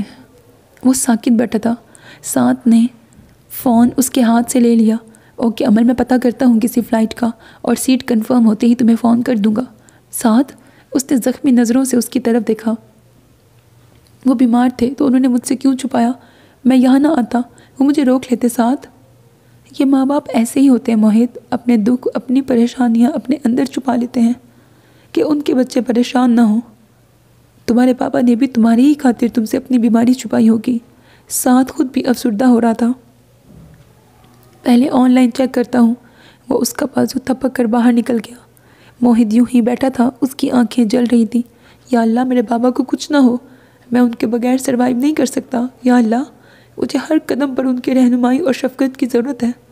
اس نے دونوں ہاتھ اٹھائے اور دعا مانگنے لگا۔ اس کے آنسو اس کی ہتھیلیوں پر گر رہے تھے اور وہ تڑپ تڑپ کر اللہ سے دعا مانگ رہا تھا۔ موہت، ڈاکٹر عثمان نے آنکھیں کھول کر چاروں طرف دیکھا۔ بابا میں یہاں ہوں۔ موہت واش روم سے نکلا، اس کے ہاتھ میں گلاس تھا۔ میں یہ گلاس دھونے گیا تھا، اب ٹھیک ہے نا؟ کل رات ہی انہیں ICU سے کمرے میں منتقل کیا گیا تھا، لیکن ابھی گھر جانے کی اجازت نہیں ملی تھی۔ سوری بیٹا، میری وجہ سے تمہیں اپنا ٹور کینسل کرنا پڑا۔ کیسی باتیں کر رہے ہیں بابا آپ؟ گلاس ٹیبل پہ رکھ کر وہ ان کے بیڈ کے سامنے پڑے اسٹول پہ بیٹھ گیا۔ 2 دن پہلے وہ دبئی سے سیدھا اسپتال آیا تھا۔ عبد الرحمن ملک اور حشام اسے اسپتال کی لابی میں ہی مل گئے تھے۔ عبد الرحمن ملک نے ہاتھ بڑھائے تو وہ جھجکا تھا۔ اب اس کا ان کے ساتھ کوئی رشتہ نہیں رہا تھا، بلکہ رشتے کی نوعیت بدل گئی تھی۔ بابا کیسے ہیں؟ مشینی انداز میں ان کے گلے لگتے ہوئے اس نے پوچھا تھا۔ ابھی تک ICU میں ہی ہیں، تمہارے جانے کے چند دن بعد ہی ان کی طبیعت خراب رہنے لگی تھی۔ میں نے کئی بار کہا کہ تمہیں اطلاع دے دوں، لیکن اس نے منع کر دیا، وہ تمہیں مزید پریشان نہیں کرنا چاہتا تھا۔ حشام پاس کھڑا غور سے اسے دیکھ رہا تھا۔ بابا کو کیا ہے؟ معلوم نہیں، کچھ سانس کا پرابلم ہے۔ عبد الرحمن نے اسے نظریں چرائی تھیں۔ عمل کہہ رہی تھی کہ شاید انہیں کافی پہلے سے یہ تکلیف ہے، لیکن وہ چھپا رہے تھے۔ ہاں شاید۔ عبد الرحمن نے اسے اپنے ساتھ آنے کا اشارہ کیا۔ اس نے حشام سے بھی ہاتھ ملایا تھا، لیکن وہی مشینی انداز۔ میں نے عبدالرحمن بھائی کو منع کیا تھا کہ تمہیں نہ بتائیں، لیکن خیر اچھا ہی ہو گیا کہ تم آ گئے ہو۔ کیا خبر یہ آخری ملاقات ہو؟ اسے خاموش دیکھ کر ڈاکٹر عثمان نے کہا تو اس نے تڑپ کر ان کے بازو پہ ہاتھ رکھا۔ آپ اس طرح کی باتیں کیوں کر رہے ہیں؟ وہ روحان سا ہو رہا تھا۔ آپ نے مجھے پرومس کیا تھا آپ میرے ساتھ چلیں گے، میں جہاں بھی گیا۔ ہمارے ارادے رب کی مرضی کے سامنے کیا حقیقت رکھتے ہیں میری جان؟ انہوں نے تکیے پر کوہنیاں ٹکا کر اٹھنے کی کوشش کی تو موہت نے سہارا دے کر اٹھایا اور وہ بیڈ سے ٹیک لگا کے بیٹھ گئے۔ مجھے تم سے کچھ کہنا بھی تھا بیٹا، پھر پتہ نہیں وقت ملے یا نہ ملے۔ بابا پلیز، اس نے احتجاج کیا۔ آپ کو کیا ہوا تھا؟ کوئی مجھے کچھ نہیں بتاتا اور آپ اس طرح کی مایوسی کی باتیں کیوں کر رہے ہیں؟ اس کی آنکھیں آنسوؤں سے بھر گئیں۔ ابھی تو مجھے سانس کی تکلیف ہوئی تھی، بہت دقت ہوتی تھی سانس لینے میں، بار بار جیسے سانس سینے میں اٹک جاتا تھا۔ شاید بارش میں بھیگنے سے کچھ مسئلہ ہو گیا تھا، لیکن ایک افسردہ سی مسکراہٹ ان کے لبوں پر نمودار ہوئی۔ حوصلے اور صبر کے ساتھ میری بات سننا موہت۔ انسان نہ اپنی مرضی سے اس دنیا میں آتا ہے، نہ اپنی مرضی سے جاتا ہے۔ میں کم از کم اس وقت تک ضرور زندہ رہنا چاہتا تھا جب تک تم اپنی تعلیم ختم کر کے اپنی زندگی میں سیٹ نہ ہو جاتے، تمہاری شادی ہو، بچے ہوں، اور پھر اس کے بعد بے شک مہلت ختم ہو جائے۔ اور میں نے ان 3 سالوں میں بہت بار دعا کی، اپنے رب سے اتنی زندگی مانگی کہ تم۔ انہوں نے موہت کی طرف دیکھا جو نچلا ہونٹ سختی سے دانتوں تلے دابے انہیں دیکھ رہا تھا۔ تقریباً 3.5 سال پہلے مجھے پتہ چلا تھا کہ انہوں نے ایک لمبی سانس لی۔ میں جب زینی کے پاس جاتا، گھنٹوں اس کے پاس بیٹھا التجائیں کرتا، زینی میرا موہت اکیلا رہ جائے گا، تم ہی اٹھ جاؤ، آنکھیں کھول دو، ہوش کی دنیا میں پلٹ آؤ کہ مجھے بلڈ کینسر ہے۔ میں کیسے موہت کو یہ تلخ حقیقت بتاؤں کہ تمہارے بابا بھی نہیں؟ موہت کے لبوں سے چیخ کی صورت نکلا تھا۔ اس لیے میں نے تمہیں بولٹن بھیجا تھا، حالانکہ تم یہاں ہی پڑھنا چاہتے تھے، برمنگھم میں ہی رہنا چاہتے تھے، لیکن تم میرے پاس رہتے تو جان جاتے کہ تمہارے بابا بھی اب رخصت ہونے والے ہیں، تمہاری پڑھائی متاثر ہوتی اور تم پہلے ہی اپنی ماما کی وجہ سے ڈسٹرب رہتے تھے۔ بابا، آپ نے مجھے بتایا کیوں نہیں؟ کیوں چھپایا مجھ سے؟ آپ کو چھوڑ کر میں کبھی بولٹن نہ جاتا، میں ہر لمحہ آپ کے ساتھ رہتا، میں۔ اور بہت سارے آنسوؤں نے اس کا حلق سی لیا۔ آنسو بہت تیزی سے اس کے رخسانوں پر بہہ رہے تھے۔ جانے بابا، عثمان ملک نے ہاتھ پھیلائے تو وہ اٹھ کر ان سے لپٹ گیا۔ بابا، آپ ایسا نہیں کر سکتے، آپ مجھے چھوڑ کے نہیں جا سکتے۔ میں کب تمہیں چھوڑ کے جا رہا ہوں؟ جب تک زندگی ہے تمہارے ساتھ ہوں۔ وہ ہولے ہولے اسے تپک رہے تھے۔ کچھ دیر بعد اس نے سر اٹھایا۔ بابا، آپ اپنا علاج نہیں کروا رہے کیا؟ چلیں واپس چلتے ہیں، وہاں بہترین ڈاکٹروں سے آپ کا علاج کرواؤں گا۔ میرا علاج چل رہا ہے بیٹا، یہاں آنے سے پہلے مکمل ٹریٹمنٹ لے کے آیا ہوں، پھر 6 ماہ بعد جانا ہے، لیکن بیماری تو ایک بہانہ ہوتی ہے، جب وقت پورا ہو جائے جانا ہی ہوتا ہے۔ مجھے بھی لگتا ہے جیسے بس اب وقت پورا ہونے ہی والا ہے۔ بابا پلیز ایسا مت کہیں، انہوں نے اس کے چہرے پر بہتے آنسوؤں کو اپنے ہاتھوں سے پوچھا۔ میں تمہارے لیے بہت پریشان تھا موہت، ہر لمحے تمہارے لیے اللہ سے اپنی زندگی کی دعا کرتا تھا، لیکن اب میں مطمئن ہوں، میں تمہیں اکیلا چھوڑ کر نہیں جا رہا، تمہارے پاس سب رشتے ہیں، باپ، ماں، بھائی، بہن، اب تم اکیلے نہیں رہو گے موہت۔ نہیں، میں آپ کے بغیر اکیلا ہوں بابا، میں کسی رشتے کو نہیں جانتا، میرے سب رشتے آپ سے ہیں بابا۔ وہ جیسے مچلا تھا، وہ لمحہ بھر اس کی طرف دیکھتے رہے، پھر دونوں ہاتھوں میں اس کا چہرہ لے کر اس کی پیشانی چومی۔ میری ایک بات مانو گے بیٹا، درخواست سمجھ لو۔ بابا آپ حکم کریں، اس طرح بات نہ کریں، میرا دل پھٹ جائے گا۔ اس نے ان کا ہاتھ پکڑا۔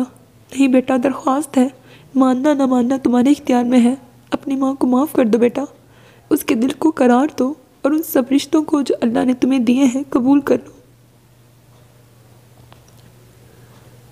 انسان بہت کمزور ہے، تمہاری ماں بھی ایک کمزور انسان ہے، وقتی احساس سے مغلوب ہو گئی تھی، بہت سزا کاٹ لی اس نے، بہت دکھ جھیل لیا۔ اس کا چہرہ یکدم سپاٹ نظر آنے لگا اور عثمان ملک کا ہاتھ اس کے ہاتھ سے چھوٹ گیا۔ اپنے بابا کی آخری خواہش سمجھ کر ان کی ملتجی نظریں اس کی طرف اٹھی۔ بابا، اس نے تڑپ کر پھر ان کا ہاتھ اپنے ہاتھوں میں لے کر ہونٹوں سے لگایا۔ آپ کی بات میرے لیے حکم کا درجہ رکھتی ہے بابا۔ میں نے انہیں معاف کیا، لیکن بابا میں اپنے دل میں ان کے لیے محبت محسوس نہیں کرتا، میرے لیے وہ صرف شامی اور اجو کی ماما ہیں۔ ٹھیک ہے بیٹا، وہ مسکرائے، اس نے سمرین کو معاف کر دیا تھا تو ایک دن وہ دل سے اس رشتے کو بھی تسلیم کر لے گا، انہیں یقین تھا، اور وہ ان سے محبت بھی کرنے لگے گا۔ وہ جانتے تھے ان کے بیٹے کا دل سونے سے ترشا ہوا ہے۔ عبد الرحمن بھائی سے تمہارا دوہرا رشتہ ہے، ایک میرے حوالے سے سگے نہ صحیح لیکن وہ تمہارے تایا ہے، دوسرا وہ حشام اور اجو کے باپ بھی ہیں، بھلے تم تسلیم نہ کرو لیکن وہ تمہارے ستیلے والد ہیں، ہمیشہ ان کا احترام اور عزت کرنا، میری نسبت سے وہ تمہیں بہت چاہنے لگے ہیں۔ جی بابا، وہ سر جھکائے بیٹھا، لیکن اس کا دل کٹ رہا تھا، بے تحاشا دکھ تھا جو اندر ہی اندر پھیلتا جا رہا تھا۔ اس کے بابا، اس کے جان سے عزیز بابا کسی روز اچانک، نہیں اللہ، نہیں میرے اللہ، نہیں، انہیں صحت اور زندگی دے۔ وہ دل ہی دل میں دعا مانگ رہا تھا جب ڈاکٹر احسن ہلکی سی دستک دے کر اندر داخل ہوئے۔ اسے دیکھتے ہی یکدم ان کی آنکھیں جگمگا اٹھی تھیں اور وہ دونوں ہاتھ پھیلائے بے اختیار آگے بڑھے۔ وہ میکانیکی انداز میں اٹھا اور ان کے پھیلے ہوئے بازوؤں میں سما گیا۔ وہ بہت دیر تک یوں ہی اسے بھینچے کھڑے رہے۔ یہ اتنا خوبصورت شہزادوں کسی آن بان والا ان کا بیٹا تھا، اس کے لیے وہ ساری زندگی سجدہ شکر ادا کرتے رہتے تو کم تھا۔ اللہ نے اسے زندگی دی تھی، اس کے جسم کی حدت نے انہیں ایک انوکھی سی توانائی بخشی تھی۔ وہ ذرا سا کسمسایا تو انہوں نے اپنی گرفت ڈھیلی کی۔ کیسے ہو؟ ان کی نظروں نے اس کے چہرے کی بلائیں لی۔ ٹھیک ہوں۔ وہ واپس بابا کے بیڈ پہ بیٹھ گیا تھا۔ ڈاکٹر احسن ڈاکٹر عثمان سے مصافحہ کر کے بیڈ کے بالکل سامنے دیوار سے لگے 2 سیٹر صوفے پہ بیٹھ گئے۔ میں ملتان سے آیا تو تم دبئی جا چکے تھے، مجھے تمہارے واپس آنے کا علم نہیں تھا۔ میں ایک دوست سے ملنے لاہور چلا گیا تھا، رات ہی آیا ہوں، آج شام کو ہی میری فلائٹ ہے۔ ابھی کچھ دیر پہلے عبد الرحمن بھائی کو فون کیا کیونکہ ڈاکٹر عثمان کا فون مسلسل بند جا رہا تھا، تو انہوں نے تمہارے بابا کی بیماری کا بتایا۔ ان کی نظریں موہت کا طواف کرنے سے جیسے تھکتی نہ تھیں۔ ڈاکٹر عثمان انہیں دیکھ رہے تھے اور ان کے لبوں پر مدھم مسکراہٹ تھی۔ ڈاکٹر احسن کے چہرے پر پھیلی طمانینت اور آنکھوں سے پھوٹتی خوشی نے انہیں احساس دلایا کہ انہوں نے ڈاکٹر احسن کو موہت کی خوشی دیکھ کر غلط نہیں کیا تھا۔ ڈاکٹر احسن، آپ کا بیٹا؟ بابا، موہت نے تڑپ کر شکوہ بھری نظروں سے انہیں دیکھا تو وہ جو بے خودی میں ڈاکٹر احسن کی خوشی کے احساس میں ڈوبے بول گئے تھے، انہوں نے معذرت طلب نظروں سے موہت کی طرف دیکھا۔ میرا بیٹا بہت حساس ہے ڈاکٹر احسن، اس کا آپ گینا دل بہت کمزور ہے، اس کا بہت خیال رکھنا، میں نے اسے اپنے متعلق بتا دیا ہے۔ ڈاکٹر عثمان، ڈاکٹر احسن کی آنکھوں میں لمحہ بھر کے لیے حیرت نمودار ہو کر معدوم ہو گئی۔ ڈاکٹر عثمان پلیز آپ فوراً وہاں آنے کی کوشش کریں، میں آپ کی موجودہ رپورٹس ساتھ لے کر جا رہا ہوں، لیکن آپ کا وہاں آنا بہت ضروری ہے۔ ٹھیک ہے، یہاں بھی بہت اچھے ڈاکٹر ہوں گے، لیکن وہاں آپ کے اپنے معالج ہیں جو شروع سے آپ کا علاج کر رہے ہیں۔ میں آپ کی آخری رپورٹ سے بہت مطمئن تھا، بون میرو کے علاوہ بلڈ سیلز کا ٹیسٹ بھی بہت تسلی بخش تھا۔ کیمو تھراپی اور امینو تھراپی کے کمبینیشن سے آپ کا علاج کافی کامیاب رہا تھا۔ آپ کا اپنا گھر ہے وہاں، میں نے آپ کو بتایا تھا نا، ہم ابھی وہاں شفٹ نہیں ہوئے ہیں۔ ڈاکٹر عثمان نے چونک کر انہیں دیکھا۔ ڈاکٹر احسن، کیا آپ کسی معجزے کے منتظر ہیں؟ معجزے ہم عام انسانوں کے ساتھ نہیں ہوتے، بلڈ کینسر یقینی موت کا نام ہے۔ موہت نے اپنے نچلے ہونٹ کو سختی کے ساتھ دانتوں تلے دبایا۔ لیکن اللہ فرماتا ہے لا تقنطوا، نا امید مت ہو، تو وہ چاہے تو کیا نہیں ہو سکتا، اس کے لیے تو کچھ بھی ناممکن نہیں ہے موہت۔ ڈاکٹر احسن نے عثمان ملک سے بات کرتے کرتے اس کی طرف دیکھا۔ اپنے بابا کو جتنی جلدی ممکن ہو سکے وہاں لے کے آؤ۔ موہت کی آنکھوں میں پانی چمک رہا تھا، وہ تڑپ اٹھے۔ میرے اختیار میں ہوتا تو میں اپنے موہت کے بابا کو اپنی زندگی دے کے بچا لیتا، لیکن ہم انسان بہت بے اختیار ہوتے ہیں۔ میں نا امید نہیں ہوں، کوشش کرنا ہمارا فرض ہے، سو کریں گے۔ اور پہلی بار موہت کا دل ڈاکٹر احسن کے لیے گداز ہوا، اور پہلی بار اس نے نظر بھر کے ڈاکٹر احسن کو دیکھا۔ یہ اس قدر وجیح، شاندار شخص، اس کی رگوں میں دوڑنے والا لہو اس کا تھا۔ جی، جیسے ہی ڈاکٹر اجازت دیتے ہیں ہم آ جاتے ہیں۔ اس کے لہجے میں کتنی نرمی تھی، کتنی ملاحت تھی۔ نگاہیں جھکائے نرمی اور ملائمت سے بولتا موہد عثمان ان کا تھا۔ بے اختیار ہی وہ ڈاکٹر عثمان سے مخاطب ہوئے۔ میرا ہر موئے بدن آپ کا احسان مند ہے ڈاکٹر عثمان، میرے پاس نہ لفظ ہیں، نہ کسی لفظ میں اتنی طاقت ہے کہ وہ میرے احسان مندی کے جذبے کو بالکل ایسے ہی بیان کرے جس طرح یہ جذبہ میرے اندر ہمکتا ہے۔ ڈاکٹر احسن پلیز بار بار اس طرح شکرمندی کا اظہار کر کے مجھے شرمندہ نہ کریں، یہ اللہ کی حکمتیں ہیں، سب کچھ اس کی مرضی اور حکم سے ہوتا ہے۔ اللہ نے ہمارے اندھیروں کو موہت کے وجود کی روشنی سے اجالا کرنا تھا اور آپ کو اس طرح موہت کی جدائی بخش کر آزمانا تھا۔ اس نے موہت ہمیں دیکھ کر ہمیں شکر گزار بنایا اور آپ کو صبر عطا کیا۔ آپ کی دعائیں رائگاں نہیں گئیں اور آپ کی آہوزاریاں اور شب بیداریاں اس نے قبول کیں اور آپ کو موہت لوٹا دیا۔ لیکن ڈاکٹر احسن، کوئی اور بھی ہے جو اسی طرح تڑپتا تھا۔ آپ بھی اپنا دل بڑا کر لیں اور موہت کی ماں کو معاف کر دیں۔ میں نے اس کی اذیت، اس کا رونا اور تڑپنا دیکھا ہے۔ اس کے آنسو رکتے نہیں ہیں، وہ بن پانی کی مچھلی کی طرح تڑپتی ہے۔ اور میرا رونا تڑپنا آپ نے نہیں دیکھا ڈاکٹر عثمان؟ میں تو ایسے تڑپتا تھا جیسے کسی کو جلتے انگاروں پہ ڈال دیا جائے۔ انہوں نے بے اختیار کہتے ہوئے ڈاکٹر عثمان کی طرف دیکھا اور پھر نگاہیں جھکاتے ہوئے دھیمے لہجے میں بولے، میرے معاف کر دینے سے کیا فرق پڑتا ہے ڈاکٹر عثمان؟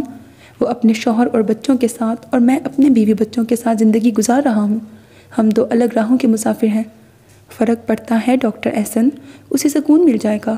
میں یہ اس لیے نہیں کہہ رہا کہ وہ میرے بھائی کی بیوی ہے، وہ اگر کوئی غیر عورت بھی ہوتی تو تب بھی میں آپ سے یہی درخواست کرتا۔ آپ مجھ سے میری زندگی مانگے ڈاکٹر عثمان تو میں اپنی گردن اپنے ہاتھوں سے کاٹ کر آپ کے سامنے پیش کر دوں۔ میں سمرین کو معاف کر کسی احسان مندی کے جذبے سے مغلوب ہو کر نہیں ڈاکٹر احسن، اپنے دل کی پوری رضامندی سے انہیں معاف کر دیں۔ عثمان ملک نے ان کی بات کاٹی، میں اگر معاف بھی کر دوں تو کیا موہت بھی اسے معاف کر دے گا؟ موہت نے انہیں معاف کر دیا ہے۔ انہوں نے مسکرا کر موہت کی طرف دیکھا، اور اگر جو میں کہتا ہوں میرے بابا دنیا کے سب سے اچھے بابا ہیں تو کیا غلط کہتا ہوں؟ اس نے ڈاکٹر عثمان پر فخر محسوس کیا۔ اگر موہت نے اپنی ماں کو معاف کر دیا ہے تو میں نے بھی معاف کیا۔ وہ کھڑے ہو گئے۔ مجھے ابھی ہوٹل سے چیک آؤٹ کرنا ہے، ایک تو کام ہے اور پھر 3 گھنٹے پہلے ایئرپورٹ بھی پہنچنا ہے، اگرچہ دل چاہ رہا ہے کہ کچھ دیر اور بیٹھوں۔ اب کہ موہت خود ہی ان کے گلے لگا۔ تمہیں چھوڑ کر جانے کو جی نہیں چاہتا موہت؟ پیاس ایک گھونٹ پینے سے کم نہیں ہوتی، بڑھ جاتی ہے۔ میری پیاس بھی بڑھ گئی ہے، لیکن جانے من تمہارے بابا کو تمہاری زیادہ ضرورت ہے، ان کا زیادہ حق ہے تم پر، بلکہ انہی کا حق ہے۔ وہ غیر ارادی طور پر ڈاکٹر احسن کو باہر چھوڑنے آیا تھا۔ وہ ایک بار پھر اسے گلے لگا کر اور اس کا ماتھا چوم کر چلے گئے۔ وہ وہاں ہی کھڑا انہیں جاتے دیکھتا رہا یہاں تک کہ وہ نظروں سے اوجھل ہو گئے اور وہ واپس کمرے میں آ گیا۔ ڈاکٹر عثمان بیڈ پہ بیٹھے اور ان کے چہرے پر بہت سکون تھا۔ ڈاکٹر احسن چلے گئی کیا؟ موہت اسبات میں سر ہلا کے بیٹھ گیا، تبھی دستک دے کر امل اندر آئی اور سلام کیا۔ اکیلی آئی ہو بیٹا؟ سلام کا جواب دے کر ڈاکٹر عثمان نے پوچھا۔ نہیں، شامی اور انکل ساتھ آئے ہیں، باہر آپ کے ڈاکٹر مل گئے تھے، انکل ان سے بات کر رہے ہیں۔ آپ کیسے ہیں؟ امل ان کے پاس ہی بیڈ پہ بیٹھ گئی تھی۔ بہتر ہوں، سوچ رہا ہوں اگر ڈاکٹر اجازت دیں تو آج گھر چلا جاؤں۔ میرے بابا ٹھیک نہیں ہیں امل۔ موہت نے زخمی نظروں سے امل کی طرف دیکھا۔ ڈاکٹر عثمان نے ایک تنبیہ نظر اس پہ ڈالی اور امل کی طرف دیکھ کر مسکرائے۔ میں ٹھیک ہوں گڑیا، تم بتاؤ شفیق بھائی کا فون آیا؟ خیریت سے پہنچ گئے ہیں؟ جی، آپ کا سن کے پریشان ہو گئے تھے۔ تبھی عبد الرحمن اور حشام اندر آئے۔ کہاں رہ گئے تھے بھائی صاحب آپ؟ کل رات سے انتظار کر رہا ہوں، بھابھی کی طبیعت تو ٹھیک ہے نا؟ پتہ نہیں، میں تو نیلوفر کی طرف چلا گیا تھا اور بس پھنس گیا، تنگ کر رکھا ہے، طلاق مانگ رہی ہے۔ عبد الرحمن موہت کے پاس ہی بیٹھ گئے۔ کیوں؟ کوئی اور موٹا مرغا پھانس لیا ہوگا؟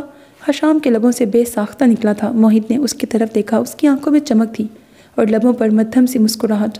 عبد الرحمن نے بھی اس کی طرف دیکھا۔ Sorry daddy. حشام نے فوراً معذرت کر لی اور سنجیدہ ہو گیا۔ موہت بیٹا، تم 3 دن سے یہاں ہو، گھر جا کے بات لو، تھوڑا ریسٹ کرو اور پھر فریش ہو کے آ جانا۔ یہاں بھائی صاحب، شامی اور امل ہے نا میرے پاس۔ ہاں موہت، تم ہم پہ ٹرسٹ کر سکتے ہو۔ امل نے اس کی طرف دیکھا۔ بلکہ تم ہمارے گھر ہی چلے جانا۔ امل جانتی تھی کہ وہ ملک ہاؤس نہیں جائے گا، وہ بنا کچھ کہے کھڑا ہو گیا۔ حشام نے بہت غور سے موہت کی طرف دیکھا اور اسے عفان کا خیال آیا۔ عفان بھی اس کا بھائی تھا، وہ عفان سے دل کی بات نہیں کر سکتا تھا اور ہر بات امل سے کرتا تھا، اور اب یہ موہت تھا اس کا بھائی، اس سے بڑا۔ اگر وہ ساتھ پلے بڑے ہوتے تو یہ خوبصورت آنکھوں والا نرم گو موہت اس کا دوست ہوتا، اس کا ہمراز، لیکن اب اس کے دل میں مایوسی کا ایک غبار سا پھیل گیا۔ ہم شاید کبھی بھی اس طرح بے تکلف نہ ہو سکیں گے جیسے 2 بھائی ہوتے ہیں۔ پھر اس کی نظریں امل کی طرف اٹھیں جو آنکھوں میں اشتیاق کا جہاں بسائے موہت کی طرف دیکھ رہی تھی جو ڈاکٹر عثمان سے مل رہا تھا۔ اس نے ڈاکٹر عثمان کی پیشانی پر بوسہ دیا اور پھر تیزی سے باہر نکل گیا۔ وہ جب کمرے سے باہر نکلا تو اس کی آنکھیں شفاف تھیں، لیکن اندر سمندر ابل رہے تھے۔ بابا کو بلڈ کینسر ہے اور ایک دن وہ اسے اس ظالم دنیا میں اکیلا چھوڑ کر چلے جائیں گے۔ یہ اتنی تکلیف دہ بات تھی کہ اس کا دل دھاڑے مار مار کر رونے کو چاہ رہا تھا۔ کوئی ایسی جگہ ہو جہاں وہ جی بھر کے رو سکے۔ اپنے دھیان میں گم خود سے ہم کلام وہ روڈ پر موجود ٹیکسی کی طرف بڑھا اور اس نے ہسپتال کی بیرونی دیوار سے لگی کھڑی اس عورت کو نہیں دیکھا تھا جس کی نظریں اس کی بلائیں لے رہی تھیں۔ یہ سمرین تھی جو حشام اور عمل کے جانے کے بعد اسے ایک نظر دیکھنے کے لیے گھر سے نکل پڑی تھی اور اسے ہسپتال سے باہر آتا دیکھ کر وہاں ہی دیوار سے لگ کے کھڑی ہو گئی تھی اور اب اسے ٹیکسی کی طرف جاتے دیکھ رہی تھی۔ اس کا جی چاہ رہا تھا کہ وہ بھاگ کر جائے اور اس کو باہوں میں بھر کر چوم لے، اس کی کشادہ روشن پیشانی کو، اس کی ان سنہری سنہری اداس آنکھوں کو، اس پیارے چہرے کو، لیکن وہ کھڑی رہی تھی یہاں تک کہ وہ ٹیکسی میں بیٹھ کر چلا گیا اور ٹیکسی فراٹے بھرتی نظر سے اوجھل ہو گئی۔ اور وہ مجھے کبھی معاف نہیں کرے گا اور کبھی ماں تسلیم نہیں کرے گا، اور وہ کہتا تھا کہ میں ظاہر سے محبت کرنے والی ماں ہوں کیونکہ اب میں ایک دلکش وجود رکھتا ہوں، اور اگر میں ایسا ہی ہوتا جیسا تھا تو آپ میری طرف دیکھتی بھی نہ اور میں اسے بتا بھی نہ سکی کہ میں تب بھی تمہیں سینے سے لگا لیتی۔ اس ایک لمحے کی غلطی نے 24 سال مجھے اذیت کی چکی میں پیسا۔ تم کیا جانو محی عثمان، میں تو اس گندے مندے ملنگ کو بھی تم سمجھ کر اس کی طرف لپکی تھی۔ وہ کچھ دیر یوں ہی کھڑی خالی سڑک کو دیکھتی رہی اور آنسو اس کی پلکوں سے ٹوٹ ٹوٹ کر رخساروں پر پھسلتے رہے۔ وہ اسپتال کے باہر کھڑی رو رہی تھی۔ شاید اس کا کوئی بہت اپنا بیمار ہے یا چند ایک نے ہمدردی سے اسے دیکھا، ایک دو نے قریب آ کر پوچھا بھی، لیکن وہ خالی خالی نظروں سے انہیں دیکھتی سر جھکائے ایک طرف چل پڑی۔ کہاں وہ خود نہیں جانتی تھی۔ سو میرے عزیز listeners, this was the end of this episode, hope that you like it. اپنا بہت خیال رکھیے گا نیک تمناؤں کے ساتھ۔ اللہ حافظ، and don't forget to subscribe to my channel because that's how you can encourage me and that's the only kind of support and encouragement which I want from all of you. Allah Hafiz.